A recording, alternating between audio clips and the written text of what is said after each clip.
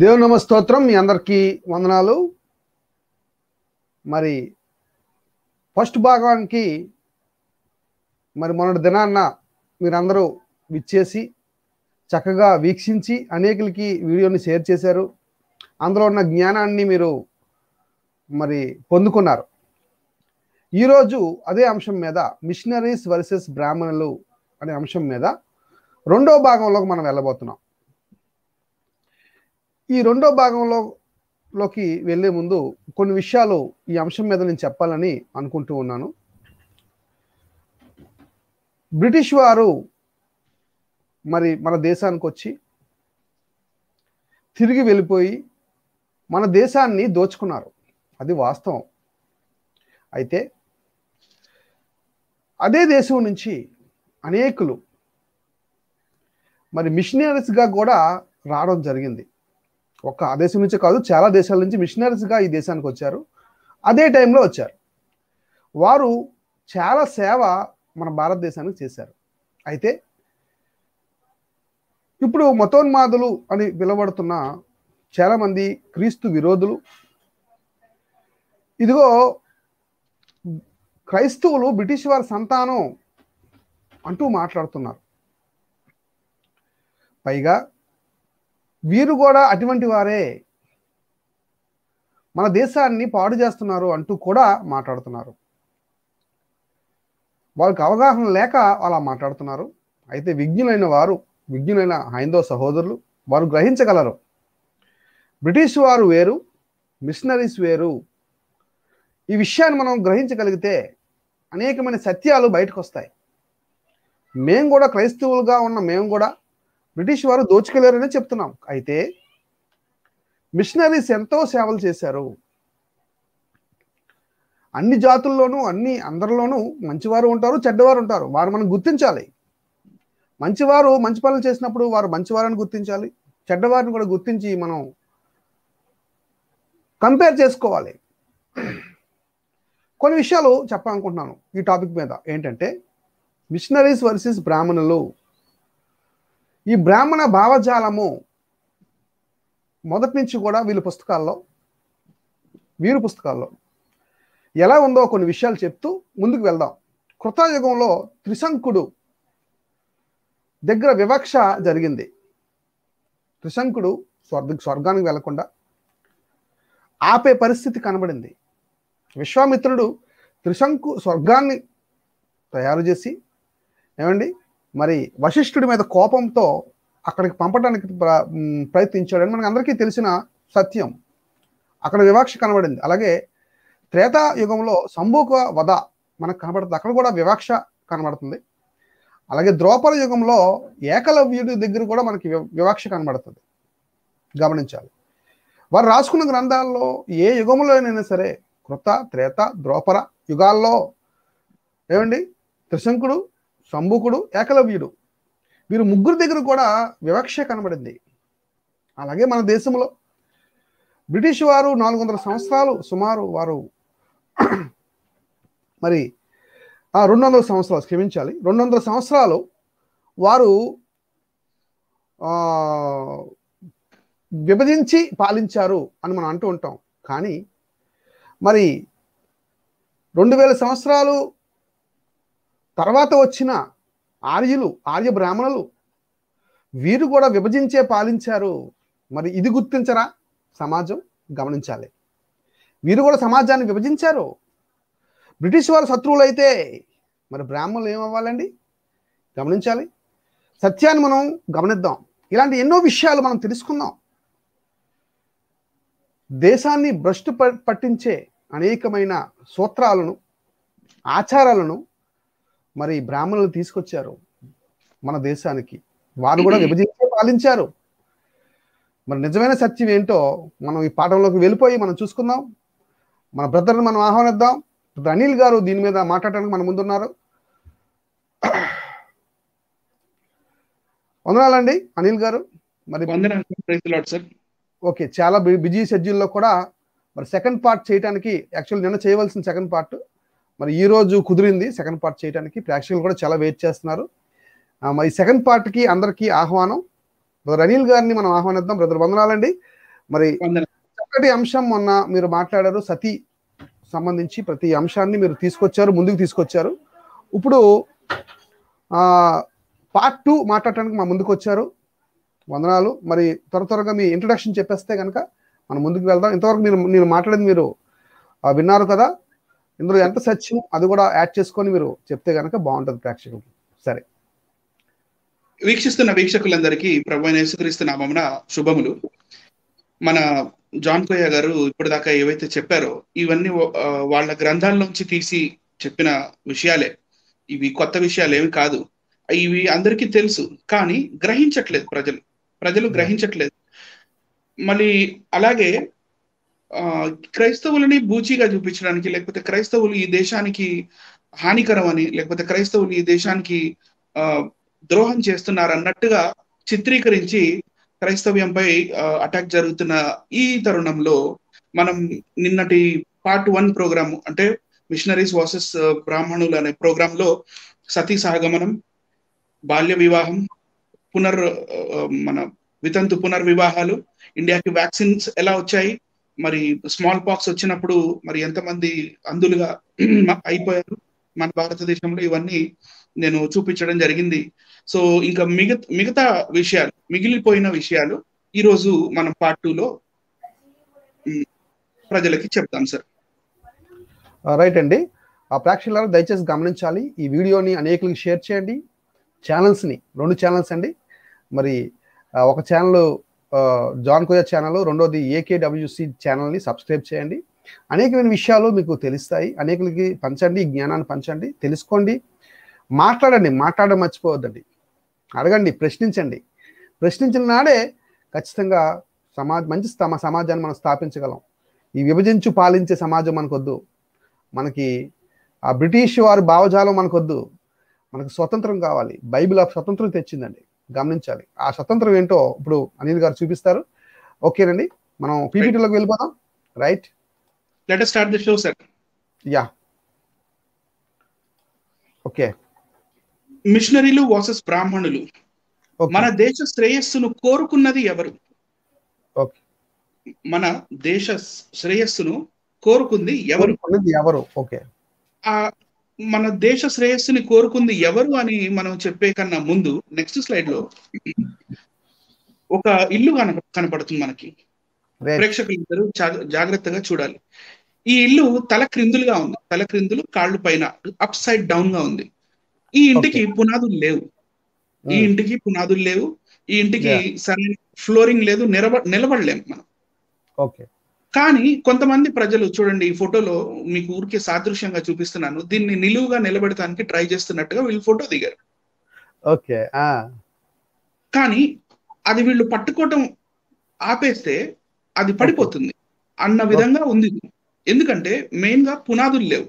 So కొంత మతోన్మాదులుగా ఈ సమాజంలో ఆల్రెడీ ముద్ర వేయబడి క్రైస్తవ్యంపై అక్కసును వెళ్ళగక్కుతున్న కొంతమంది ప్రబుద్ధులు, వాళ్ళు చేస్తున్న పని కూడా ఇదే. మరి మీ గ్రంథాలకి లిపి ఆధారాలు ఉన్నాయా అంటే ఫౌండేషన్స్ ఉన్నాయా, పునాదులు ఉన్నాయా అంటే లేవు.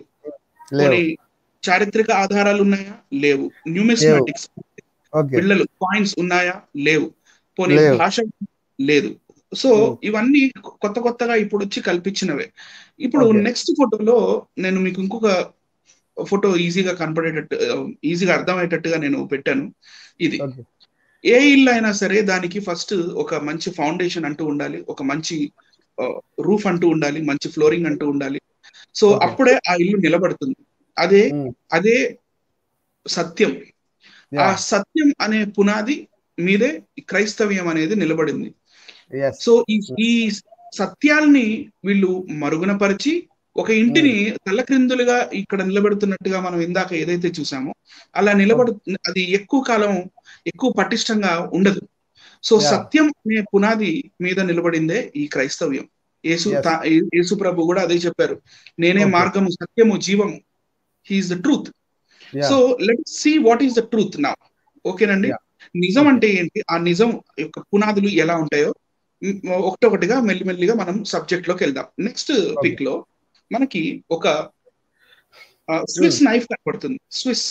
దీన్ని స్విస్ ఆర్మీ నైఫ్ అంటారు. స్విట్జర్లాండ్ లో తయారవుతుంది జనరల్ గా. స్విస్ ఆర్మీ నైఫ్ అంటారు. ఈ స్విస్ ఆర్మీ నైఫ్ మొత్తం మనం బ్రిటిష్ వాళ్ళుగా మనం పరిగణించవచ్చు.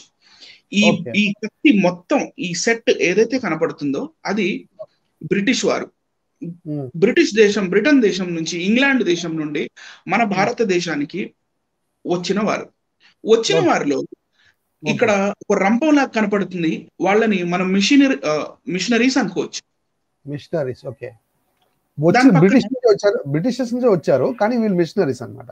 ఓకే, బ్రిటన్ నుంచి వచ్చారు వాళ్ళు, మిషనరీస్. మళ్ళీ ఇదే స్విస్ నైఫ్ లో మనకి ఆర్మీ ఆఫీసర్స్ అని ఒక చిన్న హుక్ లాగా మనకి కనపడుతుంది. అది కూడా చిన్న నైఫ్.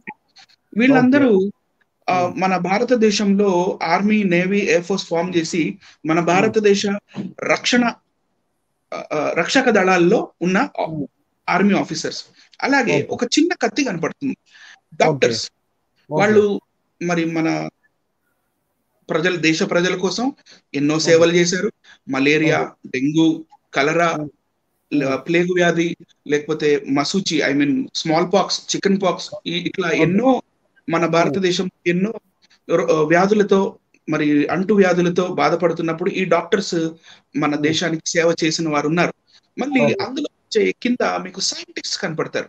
సైంటిస్ట్,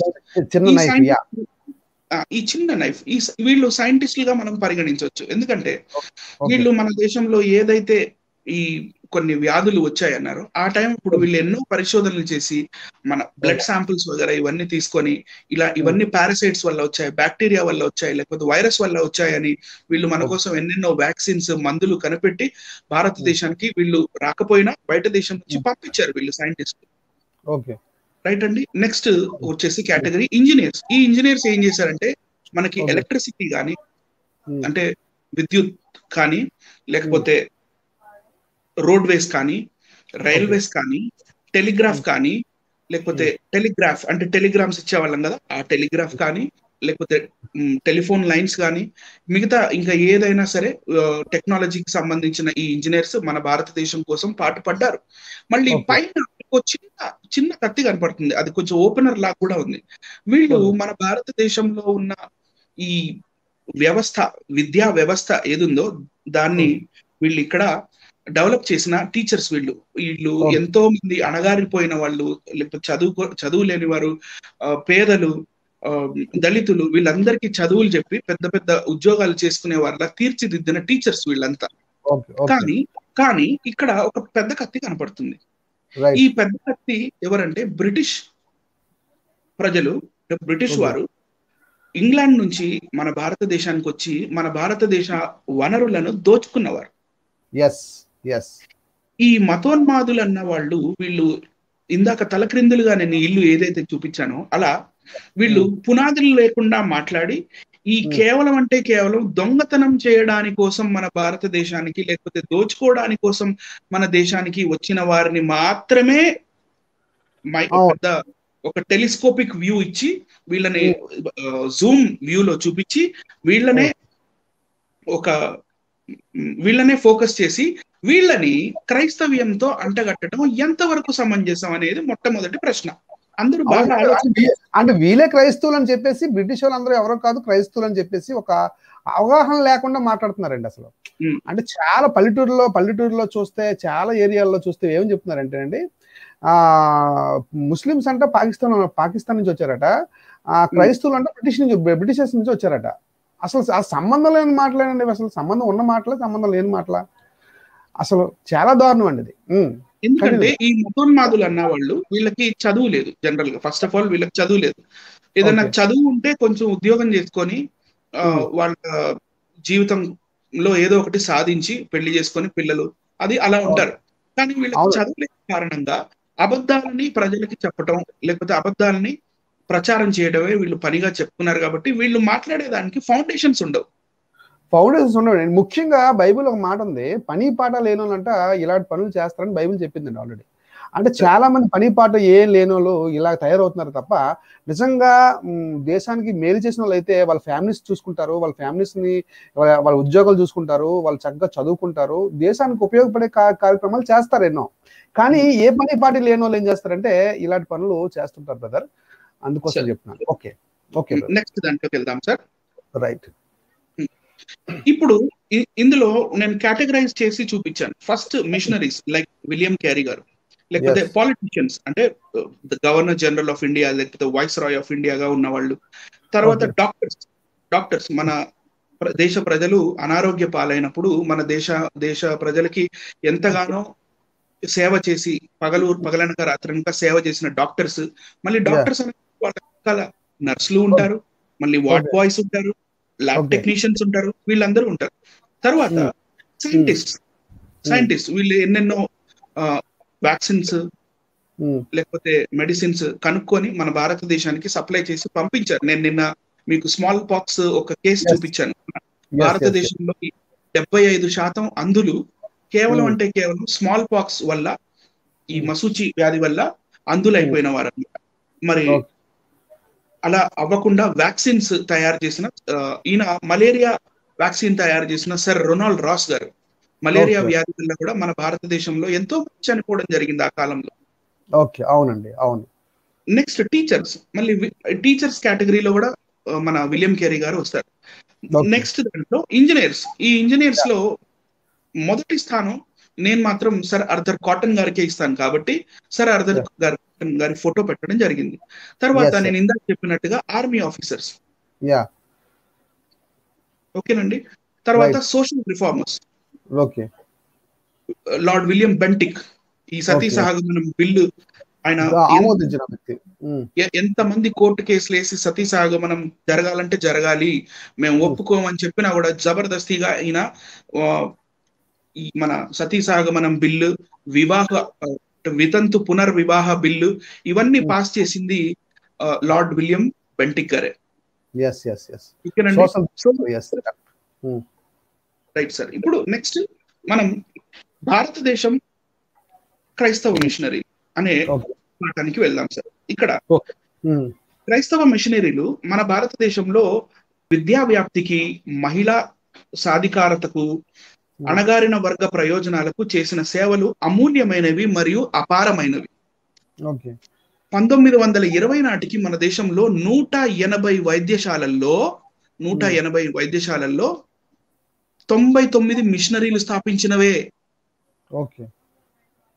99 కేవలం భారతదేశానికి సేవ చేయడానికి వచ్చిన మిషనరీలు స్థాపించినవే ఆ వైద్యశాలలు, హాస్పిటల్స్. అనేక విద్యా సంస్థలను స్థాపించి ఆధునిక భారతదేశ విద్యా వ్యవస్థకు పునాదులు వేశారు. మహిళా విద్యను ప్రోత్సహించి వారికి ప్రత్యేక విద్యా సంస్థను స్థాపించిరి. ఎందుకంటే మనుస్మృతి ప్రకారం ఆడవాళ్ళకి ఒడుగు లేదు. అవునండి, అవును అవును. ఒడుగు లేకపోవడం వల్ల వాళ్ళు జందెం వేసుకోరు కాబట్టి వాళ్ళకి చదువులు, విద్యలు అవన్నీ చెప్పకూడదు. వాళ్ళంతా స్త్రీలు శూద్రులతో సమానం. మళ్ళీ భగవద్గీతలో కూడా పాప యోనహ అని కృష్ణుడు చెప్పాడు. ఈ పాపపు జన్మ పుట్టిన వాళ్ళు స్త్రీలు కాబట్టి వాళ్ళకి విద్య అవసరం లేదు. కానీ మిషనరీలు ఏం చేశారంటే మహిళా విద్యను ప్రోత్సహించి వారికి ప్రత్యేక విద్యా సంస్థను స్థాపించిరి. వారు స్థాపించిన అనేక విద్యా సంస్థలలో ముఖ్యమైనవి కలకత్తాలో ఉంది, రైట్ సార్, తిరుచినపల్లిలో ఉంది, తర్వాత ఢిల్లీలో ఉంది, తర్వాత మనకి లక్నోలో కనపడుతుంది, మద్రాసులో కనపడుతుంది, లాహోర్లో కనపడుతుంది, రైట్ అండి. సామాజిక సేవల్లో భాగంగా వెల్లూరు, లూధియానాలలో మెడికల్ కళాశాలలు స్థాపించారు. మెడికల్ కళాశాలలు not only for doctors but also nurses. 1947 సంవత్సరానికి పూర్వం, అంతకన్నా ముందు, స్వతంత్రం వచ్చే ముందు నర్సింగ్ విద్య పూర్తిగా క్రైస్తవుల వృత్తి. అంటే ఎక్కువ సేవ చేయొచ్చు, నర్సింగ్ అంటే ఎక్కువ సేవ చేయొచ్చు అనే కాన్సెప్ట్ లో యేసుప్రభు చెప్పిన మాటను వాళ్ళు పాటించారండి. అంటే మనుష్య కుమారుడు సేవ చేయడానికి వచ్చారు అంటారు కదా యేసుప్రభు, ఆ మాటను పట్టుకొని చేశారండి. తర్వాత థర్డ్ పాయింట్ లో మిషనరీలు అనేక ముద్రణాలయాలను, ప్రింటింగ్ ప్రెసెస్, ముద్రణాలయాలను స్థాపించి మొట్టమొదటిగా బైబిల్ను భారతదేశ భాషలలో ముద్రించి తదుపరి అనేక గ్రంథములను ముద్రించి విజ్ఞానాన్ని అందరికీ అందుబాటులో ఉంచిరి. మిగిలిన బుక్స్ అంటే ఈ రామాయణం లేకపోతే ఈ పురాణాలు, వేదాలు. అవునండి, అది కూడా ప్రింట్ చేశారండి స్వార్థం లేకుండా. స్వార్థం లేకుండా. కరెక్ట్. ఏమండి? తదుపరి అనేక గ్రంథములను ముద్రించి విజ్ఞానాన్ని అందరికీ అందుబాటులో ఉంచిరి. ఇట్లు విద్య సమాజంలో ఒకే వర్గానికి అంటే బ్రాహ్మణులకి పరిమితం కాకుండా మిగిలిన వర్గ ప్రజలందరికీ విస్తరించిరి. What a great statement sir. Correct.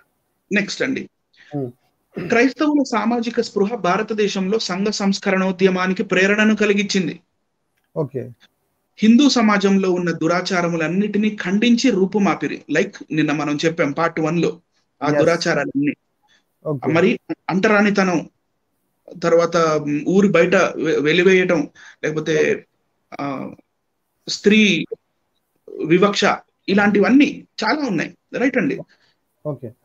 క్రైస్తవ సామాజిక స్పృహ భారతదేశంలో సంఘ సంస్కరణోద్యమానికి ప్రేరణను కలిగించింది. హిందూ సమాజంలో ఉన్న దురాచారాలన్నిటినీ ఖండించి రూపుమాపిరి. వీరికి విద్యావంతులైన మన దేశస్థుల సహకారము లభించుట వలన బ్రిటిష్ వారు అనేక సాంఘిక చట్టములను చేసిరి. అది నిన్న చెప్పాను సార్. కానీ దురదృష్టంగా ఈ చట్టముల చరిత్రలో భారతీయుల పేర్లు తప్ప మన క్రైస్తవుల పేర్లు కనబడనివ్వట్లేదు వీళ్ళు. అవునండి. ఇప్పుడు విలియం కేరీ ఉన్నారండి. విలియం కేరీ గారు సతీసాగమనం తీసేశారు. ఆయన వల్ల జరిగింది అది. కానీ ఎక్కువ వాడే మాట ఏంటంటే, ఎక్కువగా రాజా రామ్మోహన్ రాయ్ గారు కూడా చేశారు. అయితే ఆయన పేరు ఉంది కానీ, ఆయన పేరు చూపిస్తారు కానీ విలియం కేరీ గారి పేరు చూపించరు. మరి ఇద్దరు చూపించారు కదా, ఇద్దరు చేశారు కదా. అది కానీ బిల్ పాస్ చేసింది మాత్రం లార్డ్ విలియం బెంటిక్ గారు. ఆయన పేరు కూడా చెప్పరు. ఆయన పేరు కూడా చెప్పరు. ఓన్లీ రాజా రామ్మోహన్ రాయ్ గారి పేరు మాత్రమే ప్రస్తావనకు వస్తుంది. అవి 1829లో సతీ సహగమన నిషేధ చట్టం, 1856లో వితంతు పునర్వివాహ చట్టం, 1872లో నేటివ్ మ్యారేజ్ చట్టం మొదలగునవి.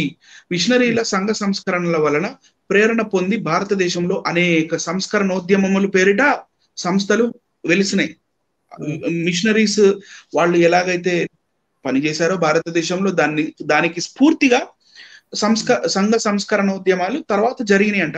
ఏంటి? అందులో బ్రహ్మ సమాజం, ఆర్య సమాజం, రామకృష్ణ మిషన్ అనునవి హిందూ సాంస్కృతికను బలపరిచేవి. హిందూ సమాజంలోని అంటరాని వారు క్రైస్తవ మతం స్వీకరించడంతో వారు విద్యావంతులగుటకు, హిందూ సమాజంలో అంటరాని వారు క్రైస్తవ మతం స్వీకరించడంతో వారు విద్యావంతులగుటకు, వారి సామాజిక స్థితి పెరుగుటకు వీలు కలిగింది. Social status, not only their educational qualification but also social status కూడా పెరిగింది. వీళ్ళు క్రైస్తవం తీసుకుని వీళ్ళు చదువుకోవడం, వీళ్ళు జ్ఞానవంతులు అవడం వల్ల. వీరితో పోల్చినప్పుడు హిందూ సమాజంలోని మిగిలిన అంటరాని వారి పరిస్థితి దీనంగా ఉండేది పాతకాలంలో. వీరిని ఉద్ధరించుటకు అణగారిన ప్రజల ఉద్యమాలుగా జ్యోతిబా ఫూలే, గాంధీజీ, అంబేద్కర్ గారు వచ్చి చాలా వీరి కోసం ఉద్యమాలు చేశారు, మిగిలిపోయిన వారి కోసం సార్. వీటన్నిటికంటే మిషనరీల క్రమశిక్షణ, నీతి వర్తనము, ప్రేమానురాగాలు, నిస్వార్థ సామాజిక సేవ భారతీయులపై ప్రగాఢ ప్రభావాన్ని కలిగించను.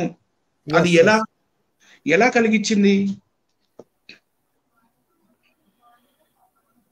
భారతదేశము క్రైస్తవ మిషనరీలు. రైట్ అండి. మన భారతదేశానికి 1947లో స్వతంత్రం వచ్చే ఆ టైం కన్నా ముందుకే మన భారతదేశంలో క్రైస్తవులు ఎలా సేవ చేశారో చూడండి. భారతదేశానికి సేవ చేసిన క్రైస్తవ్యం 150 కాలేజీలు స్థాపించబడ్డాయి. 2177 ప్రాథమిక పాఠశాలలు నిర్మించబడ్డాయి, ప్రైమరీ స్కూల్స్. 245 టెక్నికల్ విద్యా సంస్థలు ఏర్పడ్డాయి. అంటే అప్పటికే స్వతంత్రం వచ్చేసరికి రైల్వేస్, ఎలక్ట్రిసిటీ, మళ్ళీ టెలిఫోన్, మరి టెలిగ్రాఫ్ ఇవన్నీ వచ్చాయి కాబట్టి టెక్నికల్ విద్యలు కూడా కావాలి. సో మన భారతీయులకి టెక్నికల్ విద్యలు నేర్పడమే కాకుండా విద్యా సంస్థలు ఏర్పరిచారు. 245 153 టీచర్ ట్రైనింగ్ సంస్థలు స్థాపించబడ్డాయి. అంటే ఇప్పుడు పాలిటెక్నిక్ తర్వాత ఐటీ ఉంది కదా, ఆ టైప్ అన్నమాట. 620 హాస్పిటల్స్ కట్టబడ్డాయి మిషనరీల ద్వారా. అవునండి. 86 కుష్టు రోగుల కేంద్రాలు ప్రారంభించబడ్డాయి. 86 ఇక్కడ మన కుష్టు రోగం వస్తే ఊరవతల పడేయాలి. మరి కృష్ణుడు అదేనండి ఒక పాయింట్ ఇక్కడ చెప్పాలనుకున్నాను. 86 కుష్ఠరోగ కేంద్రాలండి. చేత్తో కుష్ఠరోగుల్ని పట్టుకొని వారికి తుడిచి వాళ్ళ గాయాలను కడిగి ఆ చరిత్ర క్రైస్తవులకు ఉందండి ఇండియాలో.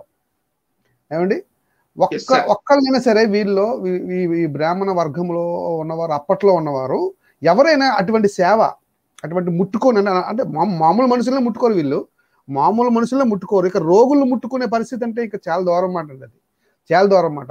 అసలు మరి ఇక ఈ కుష్ఠరోగులు ముట్టుకొని పట్టుకొని వాళ్ళ గాయాలను కడిగి వాళ్ళ గాయాలను తుడిచి వాళ్ళ కట్లు కట్టి అలాంటి సేవ వీళ్ళు ఎప్పుడైనా చేశారండి అసలు వీళ్ళ జీవితాల్లో?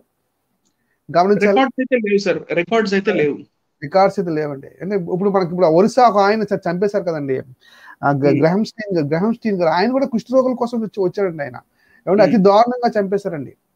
గమనించాలి. అంటే సేవ అంటే ఇలాంటి మంచి పనులు చేసే వాళ్ళు వీళ్ళు అసలు బ్రతకనివ్వరండి అసలు. గమనించాలి. Right sir. 670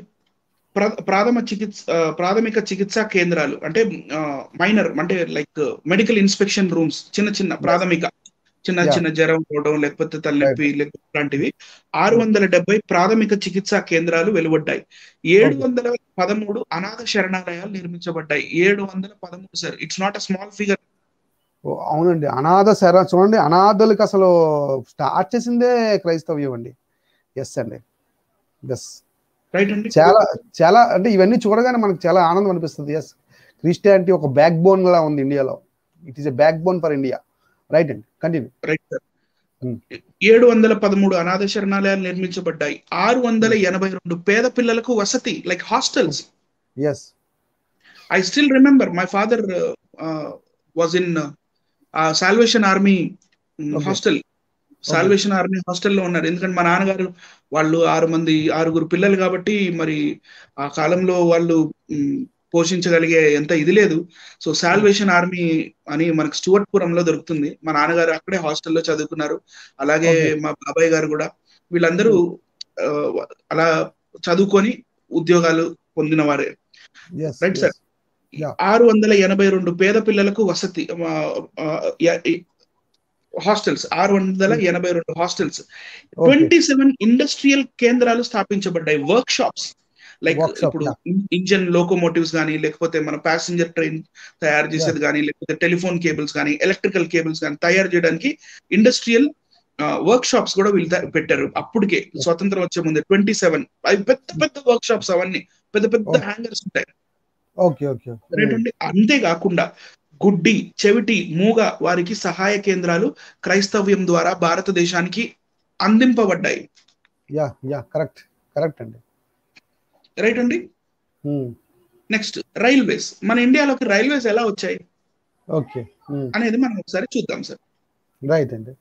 నెక్స్ట్ సార్, భారతదేశంలో మొదటి రైల్వే ట్రాక్, అసలు ముందు ట్రైన్ నడవాలంటే ట్రాక్ వేయాలి. ట్రాక్ వేయాలంటే కొంతమంది ఇంజనీర్స్ కావాలి, కొంతమంది ప్లాన్ వేసే వాళ్ళు కావాలి, కొంతమంది జియోగ్రఫీ తెలిసిన వాళ్ళు కావాలి. వెళ్ళే దారిలో కొండలు ఉన్నాయా, లోయలు ఉన్నాయా, లేకపోతే ట్రాక్ ని ఎలా తిప్పాలి, ఇవంతా జ్ఞానం.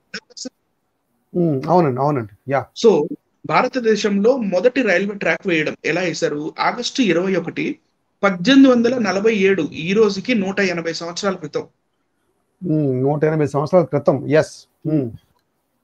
1847 the great Indian peninsular railway, the east Coast India కంపెనీతో కలిసి, ఈ రెండు కంపెనీస్ కలిసి 56 కిలోమీటర్ల రైల్వే మార్గాన్ని నిర్మించింది. ఇది బొంబాయిని ఖండేష్ మరియు బేరార్లతో కలిపే మార్గంతో ఒక భాగంగా ఏర్పడింది. ఇంజనీర్ ఎవరు? జేమ్స్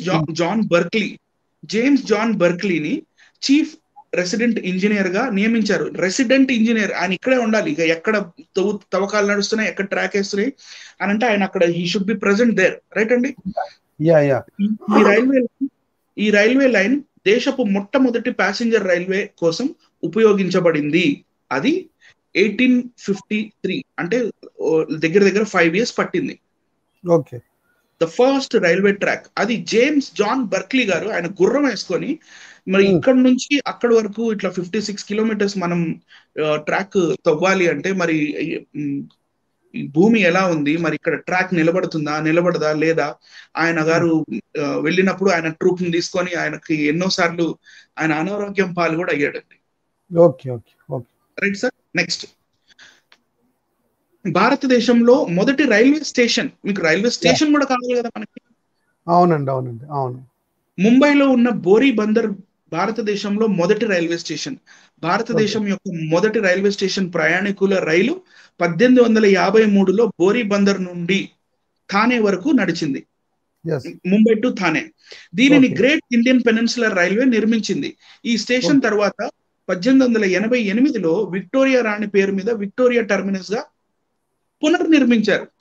ఇప్పుడు మనకు విక్టోరియా టెర్మినస్ ఏదైతే మన ముంబై సెంటర్ లో కనపడుతుందో, శివాజీ టెర్మినస్ కాకుండా ఆ విక్టోరియా టెర్మినస్ అదే ఇది. రైట్ అండి. నెక్స్ట్, మొట్టమొదటి ప్యాసింజర్ రైలు. భారతదేశం యొక్క మొట్టమొదటి ప్యాసింజర్ రైలు 168 సంవత్సరాల క్రితం 16 ఏప్రిల్ 1853న ముంబై నుండి థానే వరకు 33 కిలోమీటర్లు ఈ రైలు 400 మంది ప్రయాణికులను తీసుకెళ్లింది.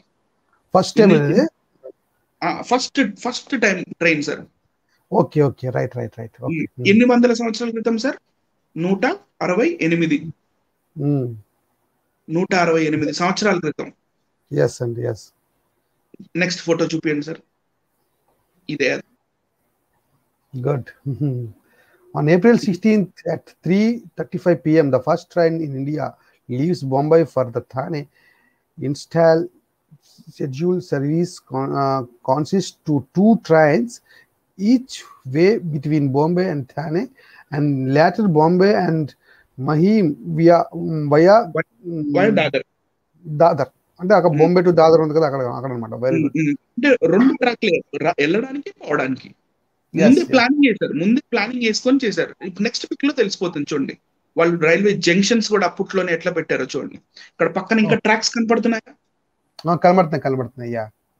This is nothing but to facilitate we people, facilitate us, we the Indians, మనల్ని ఫెసిలిటేట్ చేయడానికి. ఓకే, రైట్ అండి. నెక్స్ట్, ఇలా ఉండేది ఫస్ట్ ప్యాసింజర్ ట్రైన్. ఇలా ఉండేది మనకి. ఇప్పుడు సూపర్ ఫాస్ట్ బుల్లెట్ ట్రైన్స్ ఇవన్నీ వచ్చినాయి. అసలు ఫస్ట్ ఆ టెక్నాలజీ వచ్చింది మనకి 168 సంవత్సరాల క్రితం. రైట్ అండి. నెక్స్ట్, భారతదేశం యొక్క పురాతన లోకోమోటివ్ అంటే భారతదేశం యొక్క పురాతన లోకోమోటివ్ అంటే ఈ వెనకాల ఉన్న ఈ పెట్టెలన్నిటినీ ఫస్ట్ ఒక ఇంజిన్ లాగుతుంది కదా, ఆ ఇంజిన్. ప్రసిద్ధ ఫెయిరీ క్వీన్, ప్రపంచంలోనే పురాతనమైన లోకోమోటివ్. ఇది ఇప్పటికీ వాడుకలో ఉంది. అంటే ఇప్పటికీ కూడా అది సర్వీసబుల్ మోడ్ లో ఉంది సార్, అది రిపేర్ లో లేదు. 1855లో తయారు చేయబడిన fairy queen Guinness book of record లో సాధారణ సేవలో ప్రపంచంలోనే అతి పురాతనమైన ఆవిరి లోకోమోటివ్ గా జాబితా చేయబడింది, అంటే నమోదు చేయబడింది. ఎవరికన్నా తెలుసా ఈ సంగతి? తెలియదండి. అంటే నాకు ఒక మంచి ప్రశ్న ఒకటి వస్తుందండి. ఏంటంటే, మరి వీళ్ళ గ్రంథాల్లో చాలా సైన్స్ ఉంది, చాలా మంచి టెక్నాలజీ ఉంది, మాకు విమానాలు ఉన్నాయి, బాంబులు మా గ్రంథాల్లోనే కనిపెట్టబడ్డాయి అని అంటారు కదా. మరి ఇండియాకి ఇవి ఏవి తీసుకురాలేదు, వీళ్ళు ఏవి కూడా తీసుకురాలేదండి. మరి రామాయణం, వాల్మీకి రామాయణం అరణ్యకాండ 51వ సర్గ, అందులో రావణుడు సీతమ్మ వారిని ఎత్తుకెళ్తుంటాడండి. పుష్పక విమానం అది ఎగురుతా ఉంటది పైన, దానికి ఏం కట్టేసి ఉంటాయి తెలుసు? గాడిదలు కదా, గాడిదలు కట్టేసి ఉంటాయి దానికి. అంటే రావణుడి ప్రకారం గాడిదలు ఎగురుతాయి. రావణుడు విమానానికి గాడిదలే తీసుకెళ్తాయి అనమాట ఆకాశంలో. ఎగిరే గాడిదలు ఉంటాయి. ఈ జటాయు వెళ్ళి అక్కడ రావణుడితో ఫైటింగ్ చేస్తున్నప్పుడు రావణుడు ఆ పై నుంచి కింద పడతాడు, ఆ ఈ గాడిదలు ఉన్న రథంలో నుంచి, లేకపోతే ఈ యానంలో నుంచి అని రాసింది ఇక్కడ. అంత క్లియర్ గా రాసిందంటే మరి అలాంటివి ఉండవు. మరి అవేనా సరే కనబడాలి కదా ఇక్కడ, అంటే అవేనా సరే కనబడాలి కదండి ఇక్కడ. మరి గాడిదలు ఎగరవు కాబట్టి అది ఎంతవరకు నిజమో మనకు తెలిసిపోతుంది. సరే ప్రజలు తెలుసుకుంటారులేండి. రైట్, కంటిన్యూ చేయండి సార్. రైట్ సార్, నెక్స్ట్ వెళ్దాం.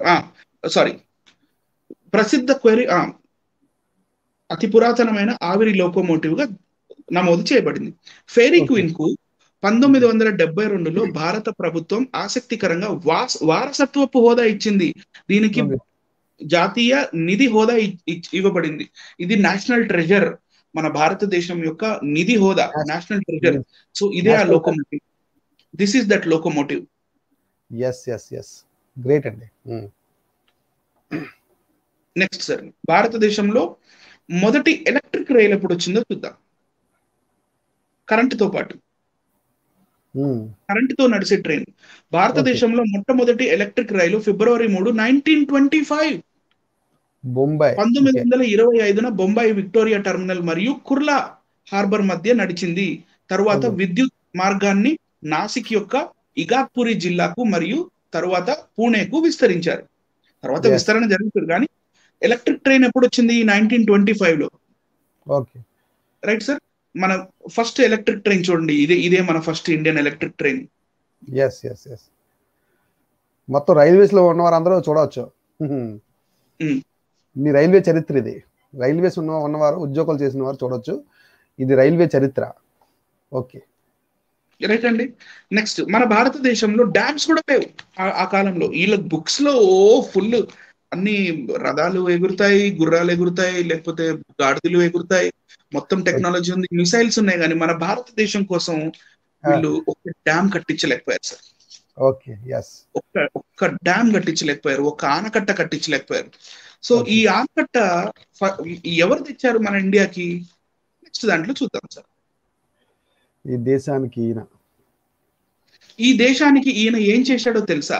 అసలు ఈయన ఎవరు, ఈయన ఏం చేశాడు అనేది ఈ మన క్రైస్తవ్యాన్ని కిండల్ చేసి మాట్లాడుతుంటారు కదా, అవహేళనగా మాట్లాడుతుంటారు కదా, వాళ్ళకి తెలుసో లేదో మనం ఒకసారి చూపిద్దాం సార్ నెక్స్ట్ ఫోటోలో. అంటే రాజమండ్రి ప్లస్ అంటే ఈస్ట్ వెస్ట్ ఉభయ గోదావరి జిల్లాల వాళ్ళు అడిగితే ఏమంటే ఈయన కోసం బాగా చెప్తారండి, వాళ్ళు ఇప్పటికీ చెప్తారండి.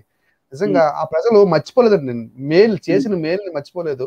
ఈయన్ని ఒక దేవుడిగా చూస్తారు అక్కడ ఆ జిల్లాల్లో, ఉభయ గోదావరి జిల్లాల్లో, ఈస్ట్ అండ్ వెస్ట్ గోదావరి జిల్లాల్లో ఈయన్ని దేవుడిగా చూస్తారండి అక్కడ. నేను కళ్ళారా చూసాను. నేను నిజంగా చాలా చక్కగా మన ఈయన కోసం చెప్తారండి అక్కడ ప్రజలు కూడా ఇప్పటికీ. ఈయన గారి గుర్రం ఒకసారి మళ్ళీ వెనక్కి పెట్టండి సార్. ఓకే, ఈ సర్ ఆర్థర్ కాటన్ గారు ఈ గుర్రం ఉంది కదా సార్, ఓకే, ఈయన బొమ్మ గుర్రం మీద ఎందుకు ఉంటుంది, మీరు ఎప్పుడైనా ఆలోచించారా? ఆయన విగ్రహం కూడా అక్కడ చూసాను, అక్కడ రాజమండ్రి దగ్గరికి వెళ్ళి కూడా ఫోటోస్ తీసుకున్నాం. అంటే నేను ప్రజలను అడుగుతున్నాను, ఎప్పుడైనా ఆలోచించారా ఆయన విగ్రహం గుర్రం మీద ఎందుకు ఉంటుంది? ఎందుకంటే ఆయన గుర్రం ఎక్కి మన డెక్కన్, మన సౌత్ ఇండియా మొత్తం గుర్రం ఎక్కి ఆయన కవర్ చేసి, ఆయన తిరిగి మన గోదావరి నది ఎక్కడ నుంచి ప్రవహిస్తుంది, ఈ గోదావరి నది నీళ్లు సముద్రంలోకి వేస్ట్ అయ్యి వెళ్ళిపోతున్నాయి, మరి ఈ ప్రాంతం మరి సస్యశ్యామలంగా ఉండట్లేదు, వీళ్ళకి పంటలు సరిగ్గా పండట్లేదు, నీళ్ళన్నీ సముద్రంలోకి వెళ్ళిపోతున్నాయి, వీటికి ఆనకట్ట కడితే ఎక్కడ కట్టాలి, ఎలా కట్టాలి, మరి దాని ప్లాన్ అన్ని వేసింది ఈయన ఈ గుర్రం మీద తిరిగే వేసాడు. గుర్రం, అందుకే గుర్రం ఫోటో పెడతారండి. అవునండి, వండర్ఫుల్. తర్వాత ప్రజలకి ఒక విషయం చెప్పాలనుకుంటున్నాను. ఎప్పుడైనా గుర్రాల విగ్రహాలు ఉంటే గుర్రం రెండు కాళ్ళు పైకెత్తి ఉంది అనుకోండి, ఓకే, దాని అర్థం ఏంటంటే ఆయన యుద్ధంలో వీరమరణం పొందాడని. ఓకే, గుర్రం యొక్క 3 కాళ్ళు భూమి మీద ఉండి ఒక్క కాలు ఎత్తారనుకోండి, ఆయన యుద్ధంలో గాయపడి తర్వాత చనిపోయాడని దాని అర్థం. గుర్రానికి 4 కాళ్ళు భూమి మీదే ఉన్నాయనుకోండి, ఆయన సహజ మరణం పొందాడని దాని అర్థం. ఇది గుర్రంతో ఉన్న విగ్రహాలకి ఉన్న దీని అర్థం. దానికి గుర్రం కాళ్ళు ఎందుకు పైకి లేసి ఉంటాయి అని అడిగితే దాని మీనింగ్ ఇది సార్. సో మనం నెక్స్ట్ ముందుకెళ్దాం సార్. ఈయన general sir Arthur T cotton. ఈయన ఇందాక ఇంజనీర్ అని ఇందాక చెప్పాను కదా సార్, ఇంజనీర్ కేటగిరీకి కూడా చెందిన ఆయన. Not only architect, is also an engineer. Andhra university brother నేను చూసాను, ఆంధ్ర యూనివర్సిటీలో సివిల్ ఇంజనీరింగ్ డిపార్ట్మెంట్ ఉంటుంది. సివిల్ ఇంజనీరింగ్ సంబంధించిన విభాగం అది. దాని ముందు ఈయన విగ్రహం ఉంటదండి, పెద్ద విగ్రహం ఉంటది. ఎందుకంటే he himself is a civil engineer sir. Yes. ఇక్కడ మా ఆంధ్ర యూనివర్సిటీలో, విశాఖపట్నంలో ఉన్న ఆంధ్ర యూనివర్సిటీలో క్లియర్ గా ఈయన విగ్రహం ఉంది. It is nearby to me అండి అనమాట, అందుకోసం నాకు చెప్తున్నాను. Right sir. నెక్స్ట్, కాటన్ ముఖ్యంగా కృషి చేసి విజయాన్ని సాధించిన ప్రాజెక్టులలో, అంటే ఆయన ఎన్నో ప్రాజెక్ట్స్ చేశాడు. కాటన్ ముఖ్యంగా కృషి చేసి విజయాన్ని సాధించిన ప్రాజెక్టులలో గోదావరిపై ధవళేశ్వరం ఆనకట్ట కాలువల నిర్మాణం మొట్టమొదటిగా చెప్పొచ్చు. ఓకే. ఈ కాలువల విభజన అన్ని ప్రాంతాలను కలుపుతూ సాగే విస్తరణ. ఒకప్పుడు వ్యవసాయంలో సామాన్య దిగుబడితో ఉన్న గోదావరి పరివాహక జిల్లాలను అత్యంత అభివృద్ధి, అధిక వ్యవసాయ దిగుబడులు కల జిల్లాలుగా మార్చేసినవి. కాటన్ 1836 నుంచి 38 సంవత్సరాలలో కాలెరూస్ నదిపై ఆనకట్టను నిర్మించాడు. ఆల్రెడీ ముందే నిర్మించేశాడు. దానితో తంజావూరు జిల్లా మద్రాసు రాష్ట్రంలోనే కాక యావత్ భారతదేశంలోనే ధనధాన్య సమృద్ధికి ప్రథమ స్థానం పొందింది. ఆయన గ్రేట్ కాంట్రిబ్యూషన్. ఆ తర్వాత 1847 నుంచి 52 సంవత్సరాలు, అంటే మొత్తం 5 years సంవత్సరాల్లో గోదావరిపై ధవళేశ్వరం వద్ద ఆనకట్టను పూర్తి చేశాడు.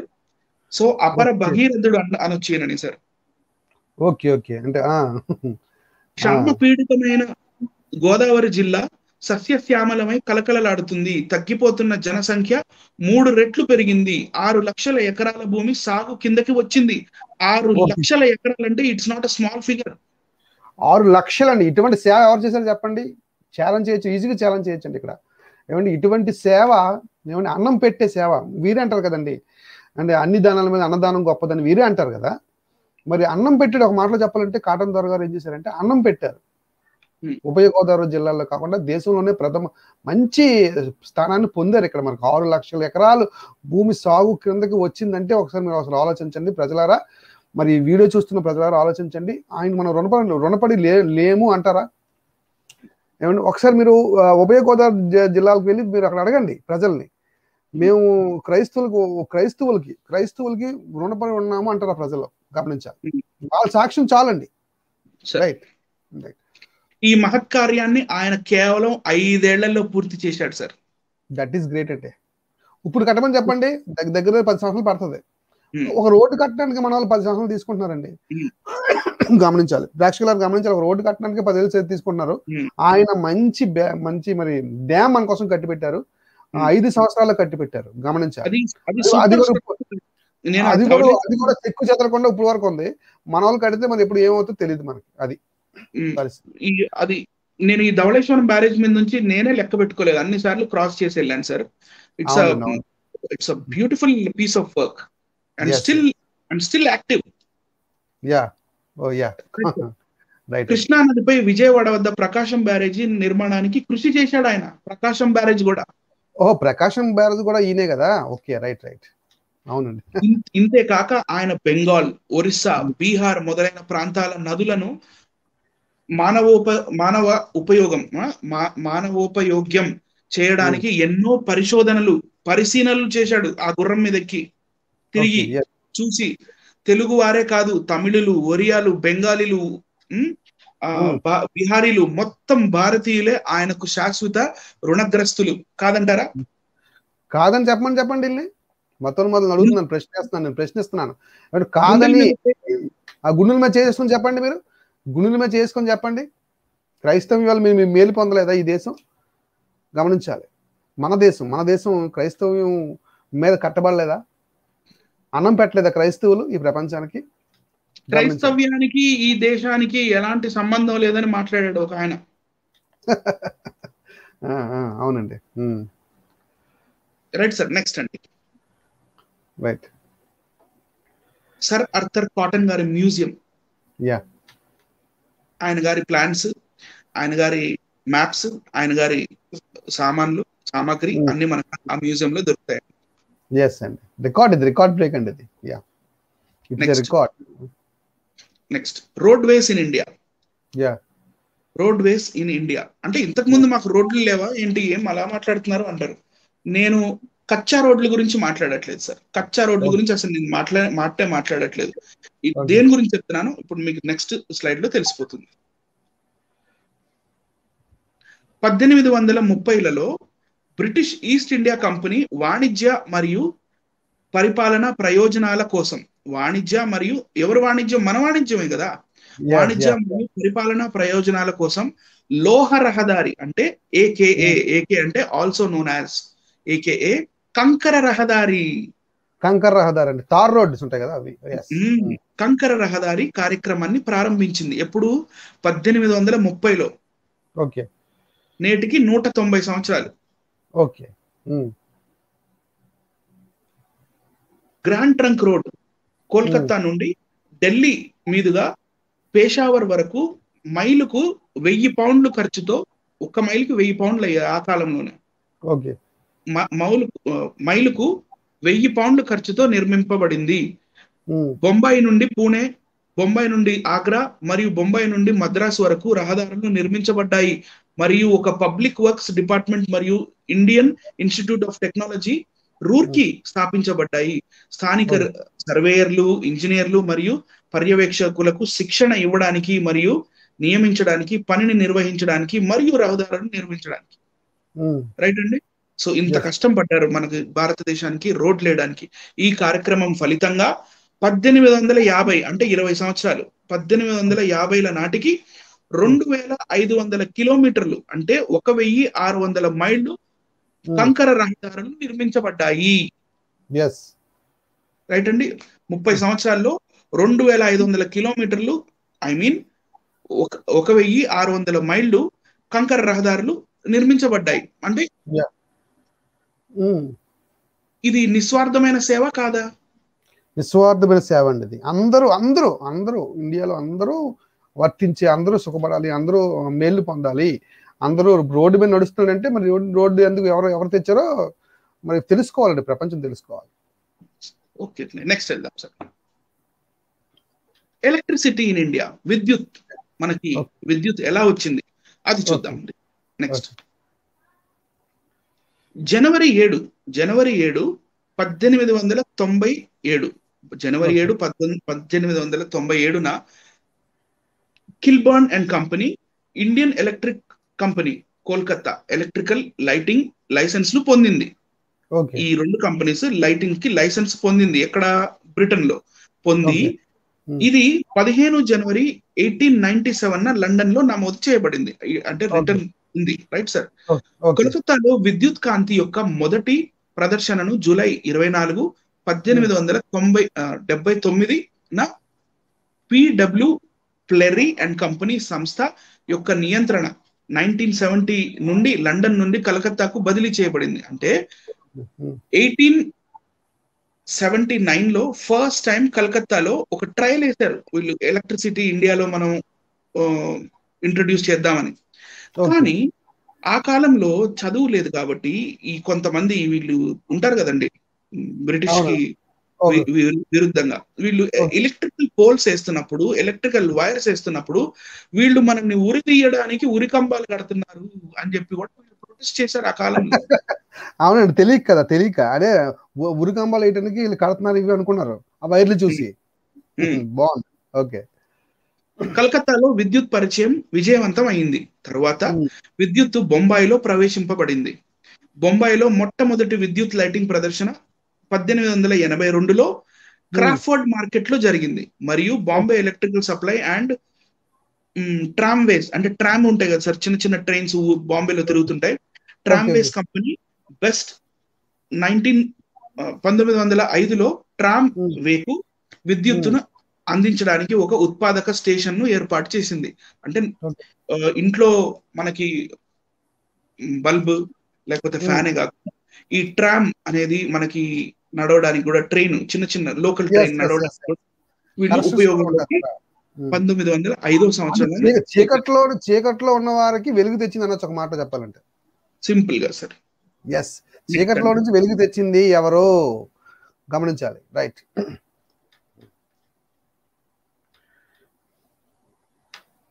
మనకి టెలిగ్రామ్ అని వచ్చేవాడు కదా సార్ పోస్ట్ మ్యాన్. వచ్చినప్పుడు అవునండి అయ్యో అవునండి టెలిగ్రామ్ వచ్చింది, వామ్మో ఎవరు చచ్చిపోయారో, వామ్మో టెలిగ్రామ్ వచ్చింది అనుకునేవాళ్ళు చిన్న ఉన్నప్పుడు. అవునండి అవునండి అవును. ఇదే ఆ టెలిగ్రాఫిక్ మిషన్. Yes yes. ఈ టెలిగ్రాఫిక్ మిషన్ వల్ల మనకి కమ్యూనికేషన్ ఇండియాలో స్టార్ట్ అయింది. అక్కడి నుంచే స్టార్ట్ అయింది కమ్యూనికేషన్ సార్. అప్పుడు అంటే అప్పట్లో అనేవారు కదా, పావురాలతో పంపించుకుంటారు అని అనేవారు కదా. ఉంది కానీ పావురాలు లేకుండా ఈ టెలిగ్రామ్ అన్నమాట అది. Fastest or wireless mode of communication sir. Yes yes yes yes. Next అండి, భారతదేశంలో టెలిగ్రాఫ్ సేవలు 1850 నాటివి. కలకత్తా మరియు డైమండ్ హార్బర్ మధ్య ప్రయోగాత్మకంగా, జస్ట్ ఎక్స్పెరిమెంట్, ప్రయోగాత్మకమైనప్పటికీ మొదటి టెలిగ్రాఫ్ లైన్, టెలిగ్రాఫిక్ లైన్ వేశారు. ప్రయోగాత్మకమైన వేసినప్పటికీ మొదటి టెలిగ్రాఫిక్ లైన్ అదే. ఇప్పుడు 1850లో బ్రిటిష్ ఈస్ట్ ఇండియా కంపెనీ 1851లో టెలిగ్రాఫ్ ను ఉపయోగించడం ప్రారంభించింది మరియు 1854 వరకు దేశవ్యాప్తంగా టెలిగ్రాఫ్ లైన్లు చేయబడ్డాయి. దేశవ్యాప్తంగా 1876లో అలెగ్జాండర్ గ్రహం బెల్ టెలిఫోన్ ను పేటెంట్ పొందిన తర్వాత కూడా భారతదేశంలో టెలిగ్రాఫ్ సేవ బాగా అభివృద్ధి చెందింది. అంటే టెలిఫోన్ వచ్చింది, టెలిఫోన్ టెక్నాలజీ వచ్చినా కూడా ఈ టెలిగ్రామ్ అనేది దెబ్బతినలా. అవునవును అవును. 1850 నుండి 1902 వరకు టెలిగ్రామ్ ను కేబుల్ లైన్ల ద్వారా పంపారు. రైట్ అండి. ఇప్పుడు వైర్లెస్ అంటారు కదా, ఇండియాలో వైర్లెస్ ఎప్పుడు వచ్చిందంటే 1902వ సంవత్సరంలోనే వైర్లెస్ టెలిగ్రాఫిక్ మెషిన్స్ వచ్చేసినాయి సార్. వైర్లెస్ వచ్చింది. 1902. ఓకే రైట్ అండి. నెక్స్ట్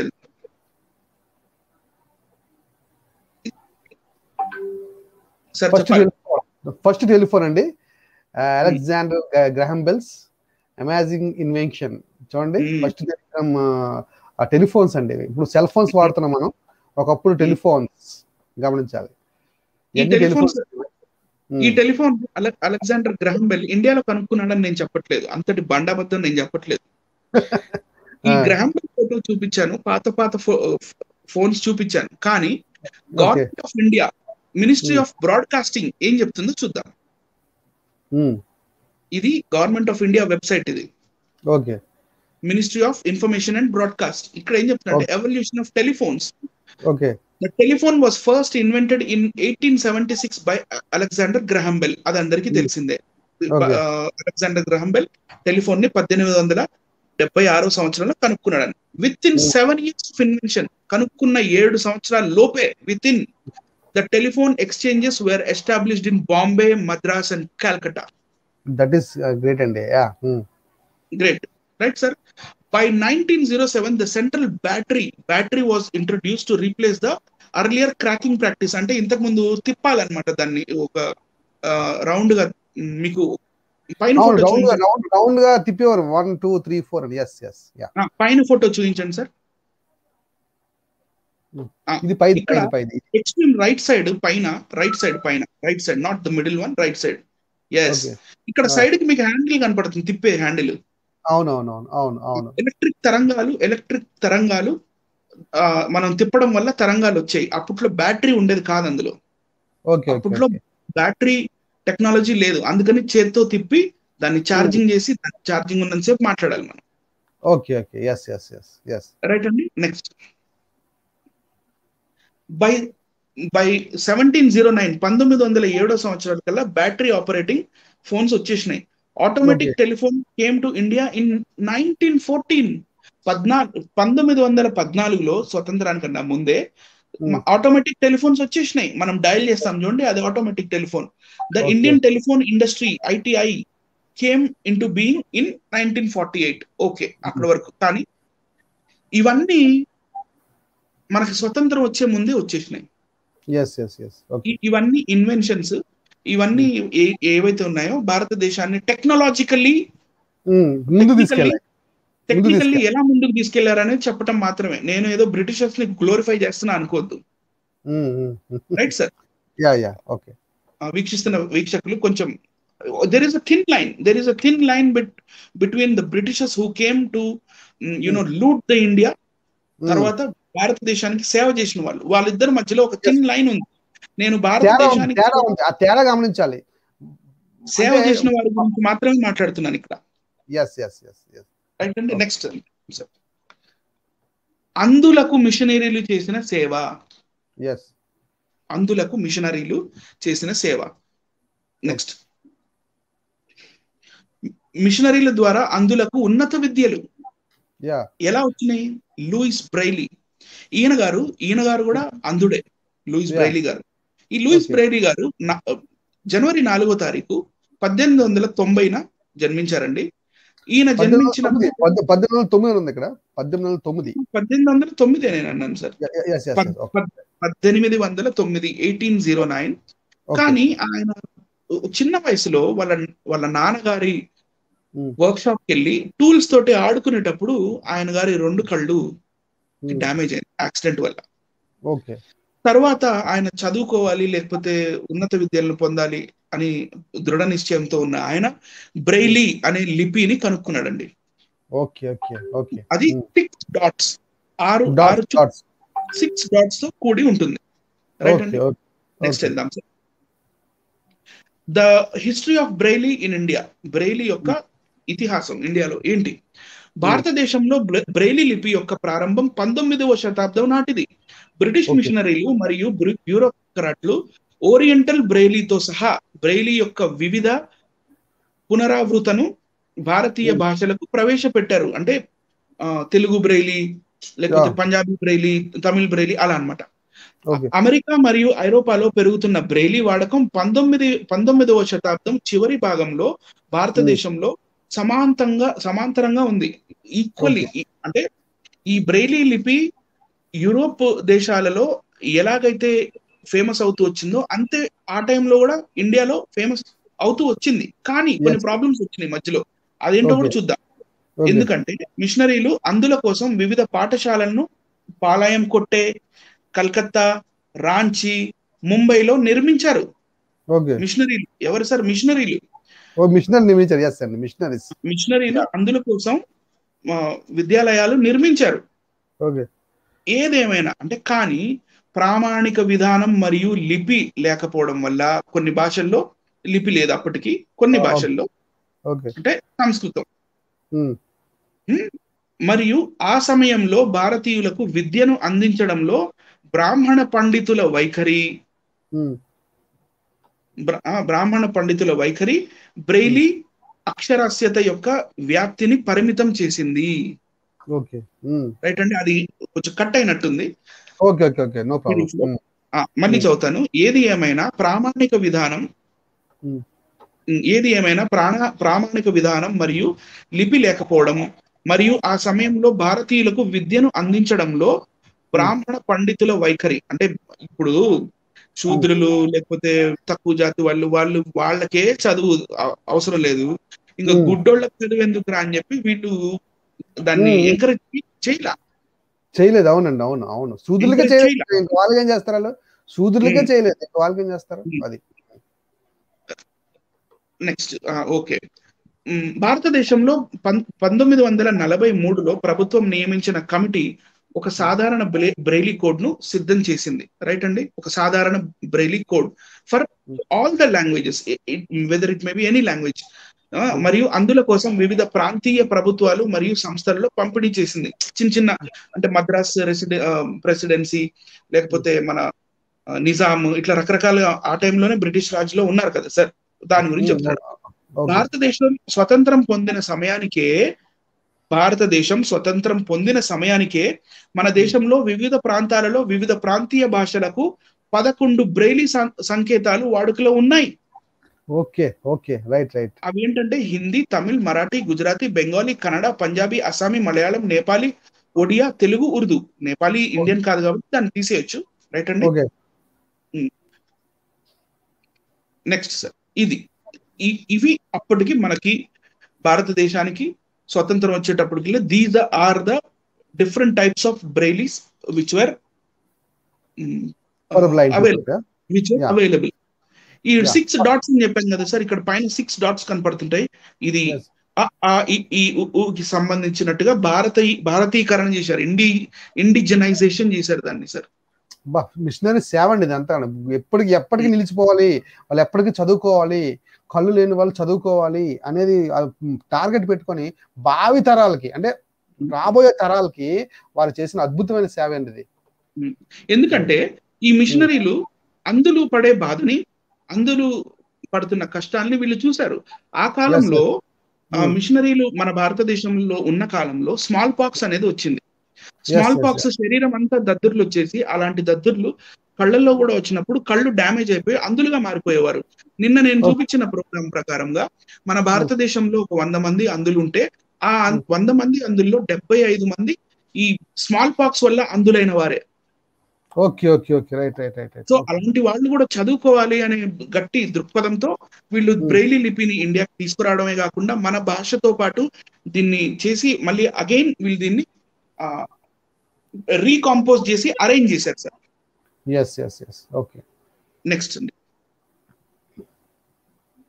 ఇలా లూయిస్ బ్రెయిలీ గారు కనిపెట్టిన బ్రెయిలీని ఇండియనైజేషన్ చేసిన తర్వాత ఇలా అందులు ఎంతో మంది అక్షరాస్యులు అయ్యారు, చదువుకున్నారు, మంచి ఉద్యోగాలు చేస్తున్న అందులు కూడా ఉన్నారు. మరి మీరు పైన ఫస్ట్ ఫోటో పైన చూస్తే వీళ్ళు కంప్యూటర్ కూడా ఆపరేట్ చేస్తున్నారు చూడండి, ఫస్ట్ అండ్ సెకండ్ ఫోటో.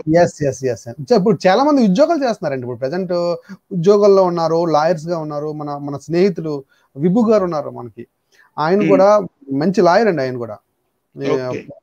కూడా ఇదే లిపిని నేర్చుకొని ఆయన మంచి స్థానంలో ఉన్నారు ప్రెసెంట్. ఓకే. నెక్స్ట్, మన భారతదేశ ప్రభుత్వం 2009లో ఈ లూయిస్ బ్రెయిలీ గారిని వారిని గుర్తించి ఈయన పేరు మీద ఒక స్టాంప్ కూడా రిలీజ్ చేశారండి. Okay, right. అదే 2009 సంవత్సరంలో ₹2 కాయిన్ మీద కూడా మన లూయిస్ బ్రెయిలీ గారిని వారి కాయిన్ రిలీజ్ చేయడం జరిగింది. తర్వాత సరే ఇవన్నీ ఓకే, మరి భారతదేశంలో అణగారిపోయిన వాళ్ళు, లేకపోతే దొంగలు, లేకపోతే చోరులుగా ఉండిపోయిన వారి కోసం ఏం చేశారు మిషనరీలు అనేది ఒకసారి చూద్దాం. స్టూవర్ట్పురం రక్షణ సైన్యం మిషనరీ, అది ఏంటో కథ కామే మనిషి ఒకసారి చూద్దాం. ఇదే సార్ రక్షణ సైన్యం స్టూవర్ట్పురం. ఓకే, రైట్ అండి. బాపట్ల మండలం, గుంటూరు జిల్లా, స్టూవర్ట్పురం. ఓకే. నెక్స్ట్ సార్, 20వ శతాబ్దం ప్రారంభంలో బ్రిటిష్ వారు మద్రాస్ ప్రెసిడెన్సీ యొక్క తీర ప్రాంతాలలో చిన్న ప్రయోగాత్మక కాలనీలను ఏర్పాటు చేయడం ప్రారంభించారు. ప్రయోగాత్మకంగా, ఎందుకంటే ఈ దొంగలుగా ఎవరైతే ఉన్నారో, దోచుకుంటున్నారో, ఇళ్లకి కన్నాలు వేస్తున్నారు కదా, వాళ్ళు ఎవరైతే ఉన్నారో వాళ్ళందరినీ ఒక దగ్గర పెడదాం, వాళ్ళందరికీ చదువు నేర్పిద్దాం, ప్రయోగాత్మకంగా చూద్దాం ఏం జరుగుతుందో అని 20వ శతాబ్దం ప్రారంభంలో బ్రిటిష్ వారు మద్రాస్ ప్రెసిడెన్సీ యొక్క తీర ప్రాంతాలలో చిన్న ప్రయోగాత్మక కాలనీలను ఏర్పాటు చేయడం ప్రారంభించారు. అక్కడ అనుమానితులను, అంటే దొంగతనం చేస్తున్నారు వీళ్ళు అట్లా అని చెప్పి అక్కడ అనుమానితులను అదుపులోకి తీసుకున్నారు. కానీ ఈ ప్రయోగాలు ఉన్నప్పటికీ నేరాల రేటు తగ్గలేదు. కానీ ఒక ట్విస్ట్ జరిగింది. ఏంటంటే 1913లో దక్షిణ భారతదేశంలో క్రిమినల్ తెగలను నిరోధించే భారం కారణంగా మద్రాస్ ప్రభుత్వం అప్పటి హోం సభ్యుడు పెరాల్ స్టూవర్ట్, ఆయన గారి పేరేంటండి, హెరాల్డ్,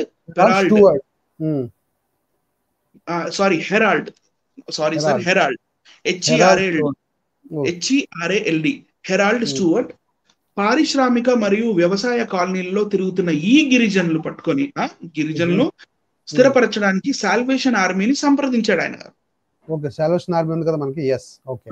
సాల్వేషన్ ఆర్మీ వారి బోధనల వలన దొంగతనాలను విసర్జించిన వారు నేరానికి దూరంగా ఉన్నారు. అందువలన స్టూవర్ట్పురం అనే గ్రామం పుట్టింది. బ్రిటిష్ ప్రభుత్వం మరియు సాల్వేషన్ ఆర్మీ తమ నేరపూరిత ధోరణుల యొక్క నేరస్తులను క్రిమినోకోరాలజీ లేదా క్యూరింగ్ అంటారంట దీన్ని, యాక్చువల్ గా వీళ్ళ జీవితాన్ని బాగుపరిచేది. క్యూరింగ్ లో ప్రయోగాలు చేసిన చోట ఇది ఒక మోడల్ కాలనీగా మారిందంట సార్.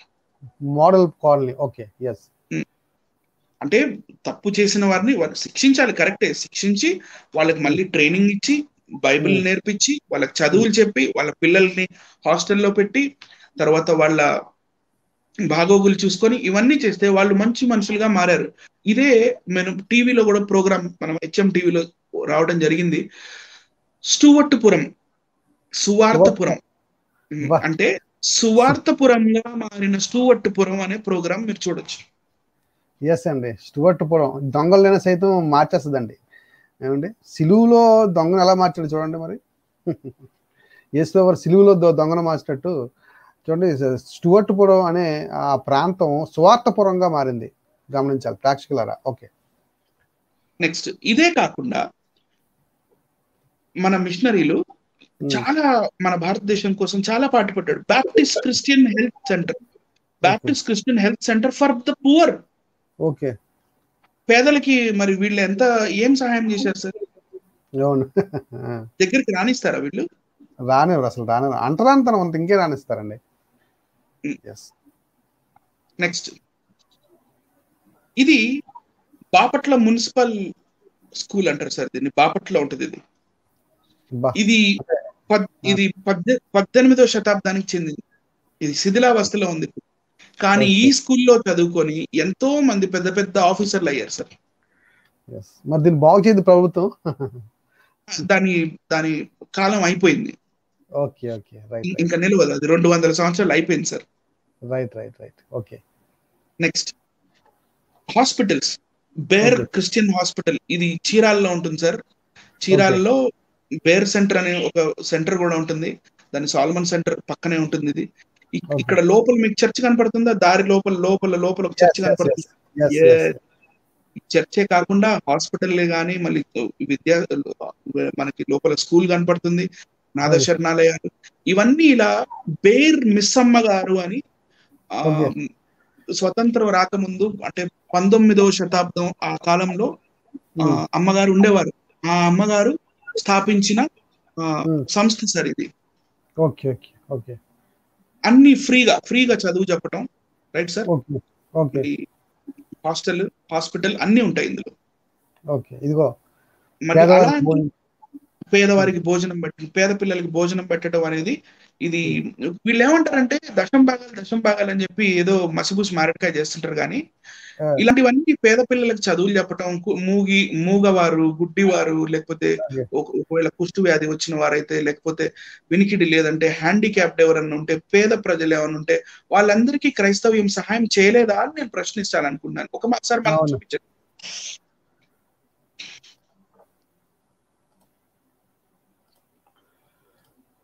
అవునండి. వీళ్ళు ఎప్పుడు దశం భాగాలు అని చెప్పి ఏడుస్తూ బైబిల్ వాక్యాలని వీళ్ళు ట్విస్ట్ చేసి ఇష్టం వచ్చినట్టు మాట్లాడి పాస్టర్లు ఇలా చేస్తున్నారు అలా చేస్తున్నారు అంటారు. మరి ఇవన్నీ సేవా కార్యక్రమాలు చేయాలంటే డబ్బులు కావద్దా? పాస్టర్స్ కి దశం భాగాలు ఇస్తారా? చర్చ్ కి దశం భాగం ఒకవేళ ఇష్టమైతే, దాంట్లో ఫోర్స్ ఏం లేదు, ఇష్టమైతే పాస్టర్ కి ఇస్తారా, చర్చ్ కి ఇస్తారా? చర్చ్కి ఇస్తారండి. పైగా అక్కడ మనకి దేవుడు కూడా చెప్పాడండి.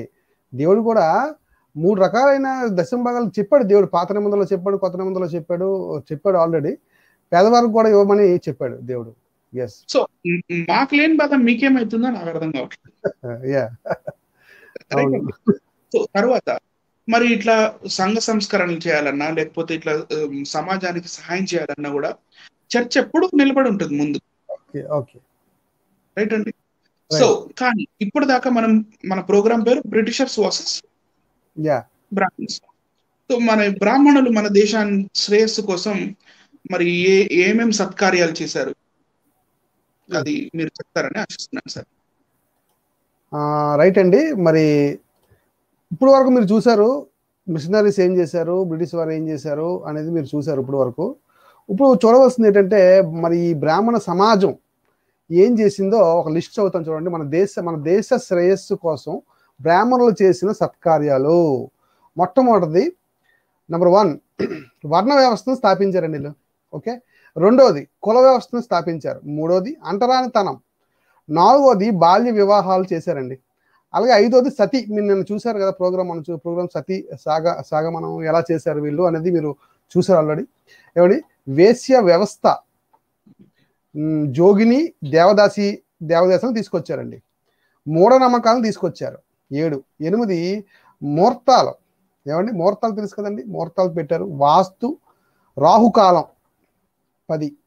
నెక్స్ట్ రంగురాళ్ళ కోసం తీసుకొచ్చారండి, రంగురాళ్ళు తీసుకొచ్చారండి. రంగురాళ్ళు, జాతకాలు అండి, వర్జ్యం విగ్రహారాధన అండి, వ్రతాలు తీసుకొచ్చారండి. ఇది జనాలు భయపెట్టడానికండి వ్రతాలు. ఏమండి నవరాత్రులు, స్త్రీ వివక్ష, పుణ్యక్షేత్రాలు దర్శించడం, ఏమండి కొత్త దేవుళ్ళు సృష్టించడం, సూర్య నమస్కారాలు చేయించడం. ఏమండి సార్ ఇంకా కొత్త ఇంకా దేవుళ్ళు అంటే, హలో సార్ ఎక్స్క్యూజ్ మీ, కొత్త చెప్పండి. కొత్త దేవుళ్ళు అంటే వీళ్ళు కొత్త దేవుళ్ళని భలే సృష్టిస్తారు సార్. ఇప్పుడు ఇప్పుడు ఇప్పుడు పాతకాలంలో కరోనా లేటెస్ట్ దేవత ఏంటంటే కరోనా దేవత. బలులు, జంతు బలులు కూడా ఇచ్చారు కరోనా దేవతకి. నేను వీడియో చూసి నేను అసలు నివ్వెరపోయాను. కరోనా దేవత ఏంటి, కరోనా దేవతకి అవునండి కరోనా దేవతని డైరెక్ట్ గా బలులు ఇవ్వడం అవి ఇలాంటివి ఉండవు కదా. అక్కడ గుడి ఒకటి ఉండాలి, ఒక ఆయన మంత్రాలు చదువుతుంటాడు. అవును చేపిస్తారనే కదా దాని అర్థం. అవునండి కొత్త దేవుళ్ళు. Okay sir. నక్క తొక్క పిల్లి ఎదురు రావడం, ఏమండి అంటే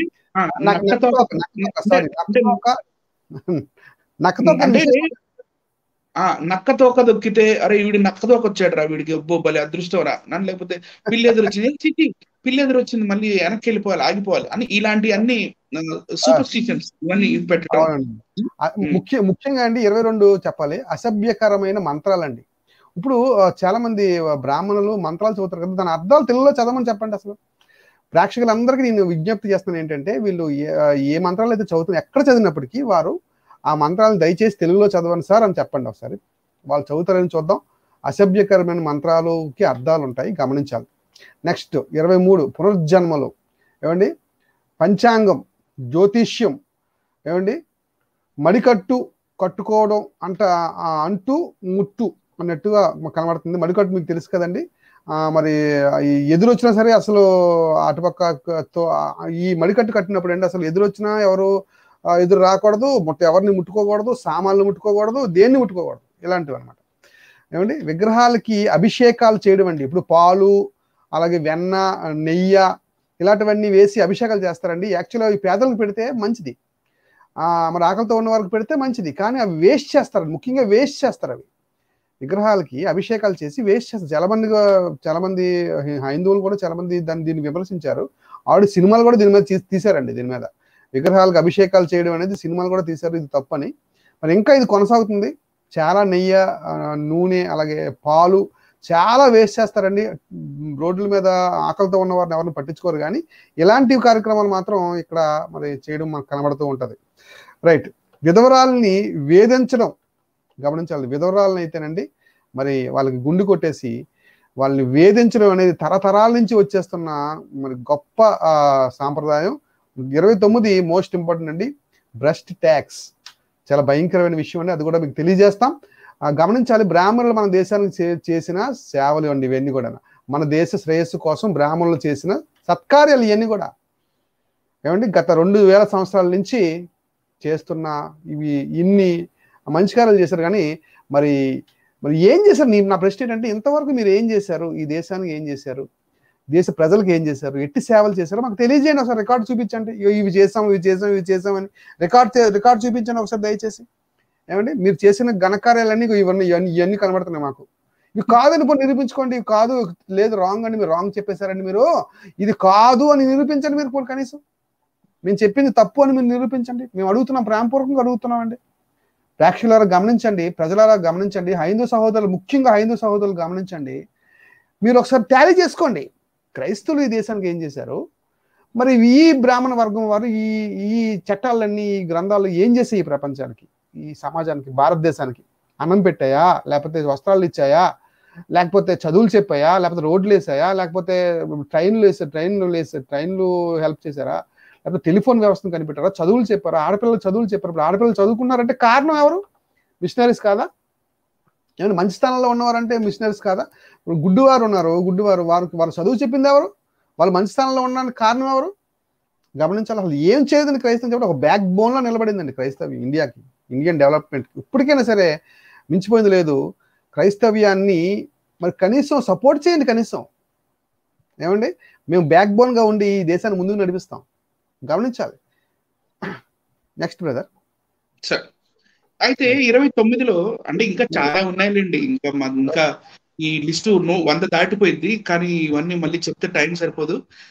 29తో ముగించేద్దాము. ఈ బ్రెస్ట్ ట్యాక్స్ అనేది ప్రజలు ఈ బ్రెస్ట్ ట్యాక్స్ ఏంటబ్బా అని అనుకునే డౌట్ వచ్చే ఉంటది. వచ్చిందండి, డౌట్ వచ్చింది ఆల్రెడీ అందరికి, అదే ఉంది, ఏంటబ్బా అని అనుకుంటున్నారు అందరు కూడా. ఈ బ్రెస్ట్ ట్యాక్స్ ఏంటి అనేది డౌట్ వచ్చి ఉంటది.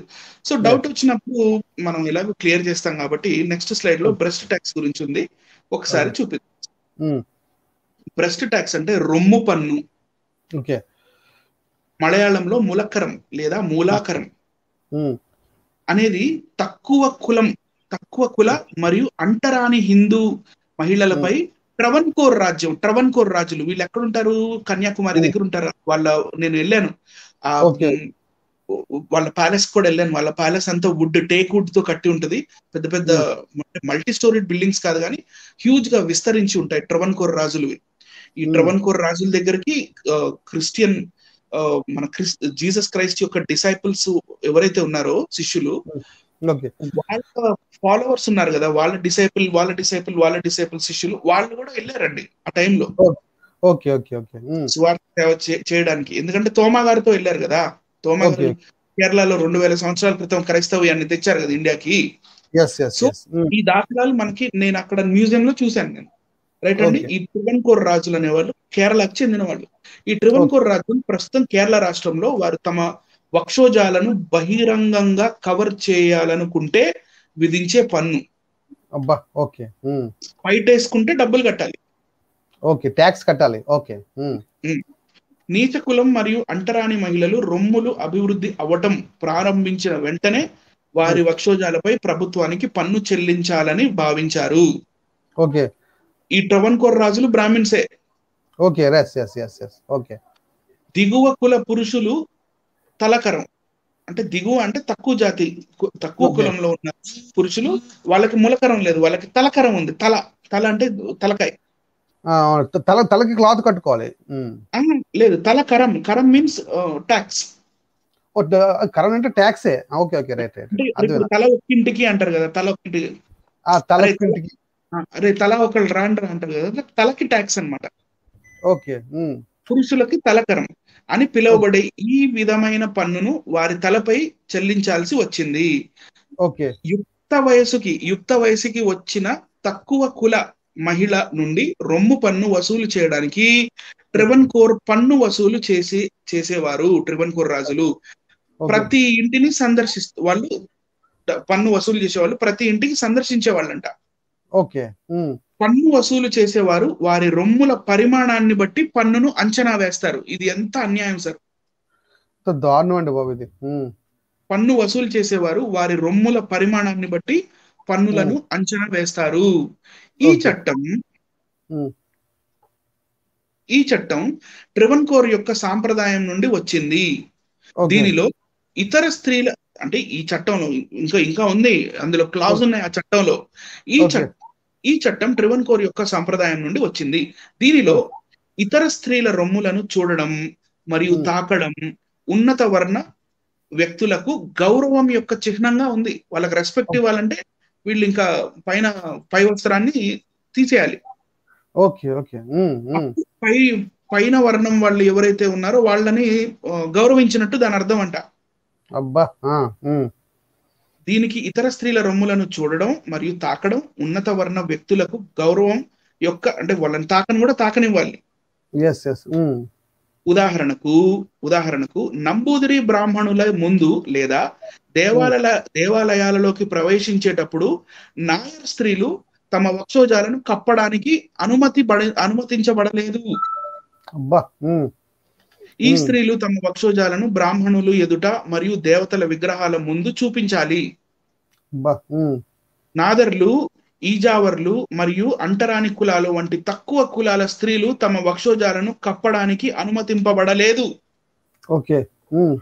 19వ శతాబ్దంలో క్రైస్తవ మతం వ్యాప్తి చెందడంతో నాదర్ మహిళలు క్రైస్తవ్యంలోకి వచ్చి తరువాత వారి శరీరాన్ని కప్పడం ప్రారంభించారు.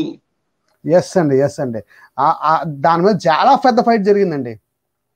హ్యాట్స్ ఆఫ్ టు మిషనరీస్ అండి, హ్యాట్స్ ఆఫ్ టు మిషనరీస్. ఇప్పుడు ఇక్కడ ఒక విషయం చెప్పాలనుకుంటున్నాను. చాలా మంది ఇంటికి వచ్చిన స్త్రీలకు ఒక ఒక గౌరవంగా ఏం చేస్తారంటే ఒక బ్లౌజ్ పీస్ ఇస్తారండి, బ్లౌజ్ పీస్ ఇస్తారు. అది ఎక్కడి నుంచి మొదలైందండి, ఇక్కడి నుంచి మొదలైందండి. అప్పుడు మిషనరీస్ ఏం చేసేవారంటే ఆ టైంలో అక్కడ స్త్రీలకు ఏం పంచేవారంటే బ్లౌజ్ పీస్ ఏం చేశారంటే పంచేవారండి వాళ్ళు. గమనించాలి ప్రేక్షకులారు, మీరు అందరూ గమనించాలి. ఈ సాంప్రదాయం ఎక్కడి నుంచి వచ్చిందంటే మిషనరీస్ దగ్గర నుంచి వచ్చింది, గమనించాలి. రైట్, కంటిన్యూ చేద్దాం. క్రమంగా హిందూ నాదర్ మహిళలు కూడా ఈ పద్ధతిని అనుసరించారు. మేము మీ వర్ణ వ్యవస్థలోనే లేము, మీ వర్ణం లేదు గిర్ణం లేదు, మాకు అనవసరం రబై అని చెప్పేసి క్రైస్తవులు వచ్చారు. వరుస నిరసనలు జరిగాయి. వరుస నిరసనల తర్వాత నాదర్ మహిళలకు 1859లో వారి వక్షోజాలను కప్పే హక్కు లభించింది. ఎప్పుడు 1859లో వీళ్ళందరూ మిషనరీస్ వెళ్ళి వాళ్ళతో ఫైట్ చేసి, ఏమరా మీరు మనుషులా ఇంకేమన్నా బట్టలు వేసుకోవడానికి లేకపోతే పై వస్త్రం కప్పుకోవడానికి మీ పర్మిషన్ కావాలా, లేకపోతే పై వస్త్రం కప్పుకోవాలంటే మీకు ట్యాక్స్ ఇవ్వాలా అని చెప్పి చాలా డిబేట్స్ అయినాయి, చాలా ఫైటింగ్స్ అయినాయి. ఆ తర్వాత 1859లో ఈ బ్రిటిష్ వాళ్ళు కూడా ఈ ట్రవెన్కోర్ రాజుల్ని వీళ్ళు స్వాధీనం చేసేసుకున్నాక మీ ఇష్టం అమ్మా, మీరు బట్టలు కప్పుకోండి, మంచిగా బతకండి అని చెప్పి ఈ మిషనరీస్ వాళ్ళకి చెప్పడం జరిగింది. నెక్స్ట్ ఫోటో సార్, వీళ్ళేనండి ఆ కాలంలోని కేరళ వాళ్ళు. తర్వాత ఒక చిన్న స్టోరీ కూడా జరిగింది ఇందులో. ఆ స్టోరీ ఏంటంటే, ఇక్కడ లైన్ గా అమ్మాయిలు ఉన్నారు, వీళ్ళ దగ్గర ట్యాక్స్ వసూలు చేస్తున్నారు. వాళ్ళ వక్షోజాల సైజుని బట్టి వాళ్ళు డబ్బులు ఇవ్వాలి. రైట్ అండి. ఒకవేళ పై వస్త్రం కప్పుకుంటే, పై వస్త్రం కప్పుకోవట్లేదంటే ట్యాక్స్ కట్టనక్కర్లేదు. రైట్ అండి. ఒకవేళ పై వస్త్రం కప్పుకోవట్లేదు అని అంటే ముట్టుకొనివ్వాలి. అది కూడా అది ఇందాక మనం క్లాస్ చదివాం కదా. అయితే ఇతను ఎవరైతే చేతిలో కత్తుందో, ఇక్కడ పక్కన ఒక అమ్మాయి కింద పడింది చూడండి. కరెక్ట్.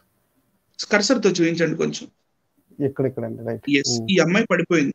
ఏంటి అసలు ఈ కథ, ఈ కమామిషు అంటే నంగేలి. ఆ అమ్మాయి పేరు నంగేలి. ఒక మూవీ కూడా వస్తుందండి త్వరలోనే, ఆ మూవీ కూడా తీశారు. అది ఏదో ఆల్రెడీ యూట్యూబ్ లో ఉంది. ఉందా? ఓకే, రైట్, యూట్యూబ్ లో ఉంది సార్. ఇది breast. Next sir, PS Menon గారు దీని మీద ఒక మంచి బుక్ కూడా రాశారండి. ట్రవెన్కోర్ లో ఉన్న బ్రాహ్మణులు ఏమేం చేశారు అనేది ఆయన క్లియర్ గా హిస్టరీ, అండ్ చాలా మంది హిస్టారియన్స్ ఈ బ్రెస్ట్ ట్యాక్స్ ని రికార్డ్ చేశారు. ఇప్పటికి కూడా కేరళలో ఆ ఊర్లో ఒక విగ్రహం కనపడుతుంది, అది చూడండి.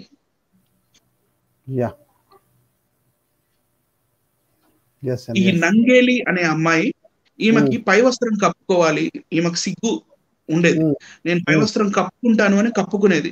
పై వస్త్రం కప్పుకుంటే నువ్వు ట్యాక్స్ ఇవ్వాలి అని చెప్పి ఈ అమ్మాయి మీద ఇంటికి ఒకటిసారి కాదు, 2 సార్లు కాదు, 3 సార్లు కాదు, చాలా సార్లు వీళ్ళు వచ్చి ఈమెని భయపెట్టడం లాంటివి జరిగినాయి. కానీ ఈమె పేద స్త్రీ, ఈమెకి పై వస్త్రం కప్పుకుంటే డబ్బులు ఇచ్చేంత స్తోమత లేదు ఆ కాలంలో. మరి నువ్వు మాకు ట్యాక్స్ కట్టాలి అన్నప్పుడు ఆమె తన ఒక రొమ్ముని కోసి అరటి ఆకులో పెట్టి ఈ బ్రాహ్మణుల చేతిలో పెట్టడం జరిగింది. దీని నుంచే ఉద్యమం బాగా పైకి వచ్చి ఇది మొత్తం క్యాన్సిల్ అయిపోయిందండి కదా. దీని నుంచి బాగా హై అయింది అప్పట్లో. Right, correct. ఇది ఎంతటి అమానుషం, లేకపోతే ఎంతటి ఆటవికం. మన భారతదేశానికి వీళ్ళు ఏమీ చెయ్యకపోగా ఇంతటి డ్యామేజ్ చేశారు. ఈ విషయాలు మరి కప్పిపుచ్చుతున్నారు. ఇంతటి డ్యామేజ్ చేసి ఈ విషయాల్ని కప్పిపుచ్చి, బైబిల్లో ఎట్టుంది, బైబిల్లో అట్టుంది, క్రైస్తవులు ఎట్టు చేశారు, దశమ భాగాలు తీసుకుంటున్నారు, మీ యేసుక్రీస్తు ఇట్లా, యేసు ప్రభు చారిత్రక పురుషుడు కాదు, ఈయన కల్పిత పాత్ర, ఆయన కల్పిత, ఇట్లాంటి పనికి మాలిన మాటలు మాట్లాడుతున్నారు, నిజాల్ని కప్పేసి. నిజాలు కప్పడానికే మాట్లాడుతున్నారండి అసలు. యాక్చువల్లీ నిజాలు కప్పడానికే మాట్లాడుతున్నారు అసలు. గమనించాలి. ఏమంటే నిజంగా బ్రెస్ట్ ట్యాక్స్ అనేది తీసేసిందండి. బ్రెస్ట్ ట్యాక్స్ అనేది తీసేసింది మిషనరీస్ అండి. ఎంత గొప్ప విషయం అండి. ఇలాంటి ఎన్నో దురాచారాలని తీసి పడేసింది ఇండియాలో నుంచి. మన మంచి ఇండియాని మనకి ఇచ్చారండి నిజంగా మిషనరీస్. కానీ మరి వాళ్ళు మర్చిపోయి క్రైస్తవం మీద తిరగబడడం ఎంతవరకు కరెక్ట్ అని మేము అడుగుతున్నాం, ప్రశ్నిస్తున్నాం మేము. ఇన్ని మంచి విషయాలు ప్రపంచానికి ఇండియాకి చేసాయి కదా మిషనరీస్, క్రైస్తవ్యం వల్ల ఇన్ని మంచి విషయాలు జరిగాయి కదా, మీ వల్ల ఏం జరిగాయి అని అడుగుతున్నాం మేము. మీ వల్ల ఏం కలిసి ఇప్పటికైనా మంచి చేయండి. ఇప్పటికైనా మంచి చేయకుండా ఇప్పుడు మా మీద పడడం ఎందుకు, క్రైస్తవ్యం పడడం ఎందుకండి? దేశానికి ఎంతో క్లిష్ట పరిస్థితుల్లో ఉంది ఇప్పుడు ప్రజెంట్ దేశం, అవునా? ఇప్పటికైనా మంచి కార్యక్రమాలు ఏమైనా చేయండి. జీడిపి మైనస్కి వెళ్ళిపోయింది సార్, జీడిపి మైనస్కి వెళ్ళిపోయింది, ఎకనామీ డౌన్ అయిపోయింది. ఎక్కడ చూసినా కరోనా, ఎక్కడ చూసినా చావులు కనబడుతున్నాయి. రేట్లు ఏమో పెరిగిపోతున్నాయి. పెట్రోల్ రేటు భయంకరంగా పెరిగిపోయింది, గమనించాలి ప్రేక్షకులారా. ఏమండి ఒకటి కాదు రెండు కదండి, నిజంగా చాలా పరిస్థితులు చాలా తారుమారు అయిపోయాయండి. దేశం ఎంత క్లిష్ట పరిస్థితుల్లో ఉండి ప్రజలు ఆక్సిజన్ కోసం బాధలు పడి, లేకపోతే డబ్బులు పెట్టలేక, హాస్పిటల్లో బిల్స్ కట్టలేక, లేకపోతే హాస్పిటల్ అసలు బెడ్డే దొరక్క ఎన్ని కష్టాలు పడుతుంటే ఒక 10th క్లాస్ ఫెయిల్ అయినాడు బైబిల్ తరగతులని పెట్టాడు. అవునవును, పచ్చాబద్దాలు. అవును, అన్ని అబద్ధాలండి. వదిలేండి అలాంటి ఓడిపోయిన క్యాండిడేట్లను వదిలేండి, పక్కన పెట్టండి. మనం ఎవరు పేరు తీయము, మనం ఎవరితో ఏమనము, కానీ ఎగ్జాంపుల్ గా చెప్పాల్సి వచ్చింది కాబట్టి చెప్పడం జరిగింది. మనకు అవసరం అందుకే మేము అడుగుతున్నాం అండి, కలిసి అడుగుతున్నాం. ఇండియాకి మీరు ఏం చేశారు చెప్పాలి. ఏమంటే ఏమి చేయకుండా చేసిన వాళ్ళనే చేయనివ్వండి. చేసిన వాళ్ళే మంచి చేయాలనుకున్నప్పుడు ఒకళ్ళు చేయనివ్వాలి. ఒక సామెత ఉంది, నువ్వు అన్నం పెట్టవు ఇంకొన్ని అన్నం పెట్టనివ్వని. ఇప్పుడు అలా ఉంది పరిస్థితి అండి. ఎన్ని చేశారండి అసలు క్రైస్తవులు ఇండియాలో. అండ్ చిన్న సింపుల్ చెప్పేస్తారు, ఏంటంటే వీళ్ళు బ్రిటిష్ వాళ్ళు, సింపుల్ చెప్పేస్తారన్నమాట, వీళ్ళు బ్రిటిష్ వారు అని. ఎలా బ్రిటిష్ వారు, ఎందుకు బ్రిటిష్ వారు, దేనికి బ్రిటిష్ వారు? ఏమండి ఒకసారి ఆలోచిస్తారని ఇలాంటి వీడియోలు చేస్తున్నామండి. సమాజం అందరూ ఆలోచించండి. మనం అందరం కలిసిమెలిసి ఉండాలి. ఇండియాలో కలిసిమెలిసి ఉండాలి. ఇలాంటి ఆచారాలు, దురాచారాలు ఇంకా ఉన్నాయండి. దేవదాసి వ్యవస్థ ఇంకా ఉంది, చైల్డ్ మ్యారేజ్ ఇంకా ఉన్నాయి. ఏమండి చాలా దురాచారాలు ఇంకా ఉన్నాయి. దేవుడికి పెళ్లి చేయడం, దేవుడికి చిన్నపిల్లల నుంచి పెళ్లి చేయడం దురాచారం ఉంది, ఇంకా ఉంది. ఇవన్నీ ఇంకా మనం రూపుమాపుకోవాలి. రిఫార్మింగ్ జరగాలి. కనుక ప్రేక్షకులారా అందరూ గమనించండి, ఈ వీడియోని షేర్ చేయండి. ఇక్కడతో ఈ కార్యక్రమం ముగిస్తున్నాం. మరలా ఒక మంచి అంశంతో మీ ముందుకు వస్తాం. చివరి మాటలు అనిల్ గారు చెప్తారు, ముగించేద్దాం. I'm done sir. మనం 2 రోజులు ప్రోగ్రామ్ చేసాము, ఆల్మోస్ట్ 3 hours దాకా మనం మాట్లాడాము. మనం కేవలం సత్యాల్ని మాత్రమే మనం చూపించాము. ఇంకా వాట్ ఈస్ వాట్ అనేది ప్రజలకే వదిలేద్దాం. ఆ నిర్ణయం అనేది ప్రజలకే వదిలేయాలి. ఎవరు ఏం చేశారు ఇప్పటికైనా మీరు టాలీ చేసుకోండి. క్రైస్తవులు ఏం చేశారు ఇండియాకి, మరి బ్రాహ్మణవాదులు ఏం చేశారు, మొదటి నుంచి కూడా ఏం జరిగింది, అసలు విభజించి పాలించింది ఎవరో? అసలు మీరు 200 సంవత్సరాలు పరిపాలించిన బ్రిటిష్ వారిని చూస్తున్నారు, కానీ దగ్గర 2000 సంవత్సరాల నుంచి పరిపాలిస్తున్న వీరిని ఎప్పుడు చూస్తారు మీరు? వీళ్ళు కూడా విభజించే పాలించారు. 2000 సంవత్సరాల క్రితం తోమా గారు వచ్చారు ఇండియాకి. ఓకే, యేసుక్రీస్తు వారి ఒక శిష్యుడు తోమా గారు వచ్చారు కదండి. తోమా గారిని చంపారు కదా వీళ్ళు, వెనక నుంచి బల్లెం గుచ్చి. ఓకే, వీళ్ళ ఆగడాలు అక్కడి నుంచి ఇప్పటిదాకా ఈ 2000 సంవత్సరాలు ఏం చేసి ఒక్క మంచి అన్న చేశారో చూపిస్తే చాలు. ఏమి చూపించలేరండి అసలు. ఈ వీడియోకి ఎవరు కూడా జవాబు కూడా చెప్పలేరు. ప్రూవ్ చేయండి పోనీ, మేము చెప్పింది తప్పు అని ప్రూవ్ చేయండి పోనీ, కనీసం అదేనా చేయండి. ఏమండి కనుక, లేదా నిజాన్ని యాక్సెప్ట్ చేయండి. కనుక ప్రేక్షకులందరికీ ఈ వీడియోని అంకితం చేస్తున్నాం. ఎవరైతే వీడియోని చూసారో మీరు మా బాధ్యత మేము చేస్తాం, మీ బాధ్యత ఏంటంటే దీన్ని షేర్ చేయడం.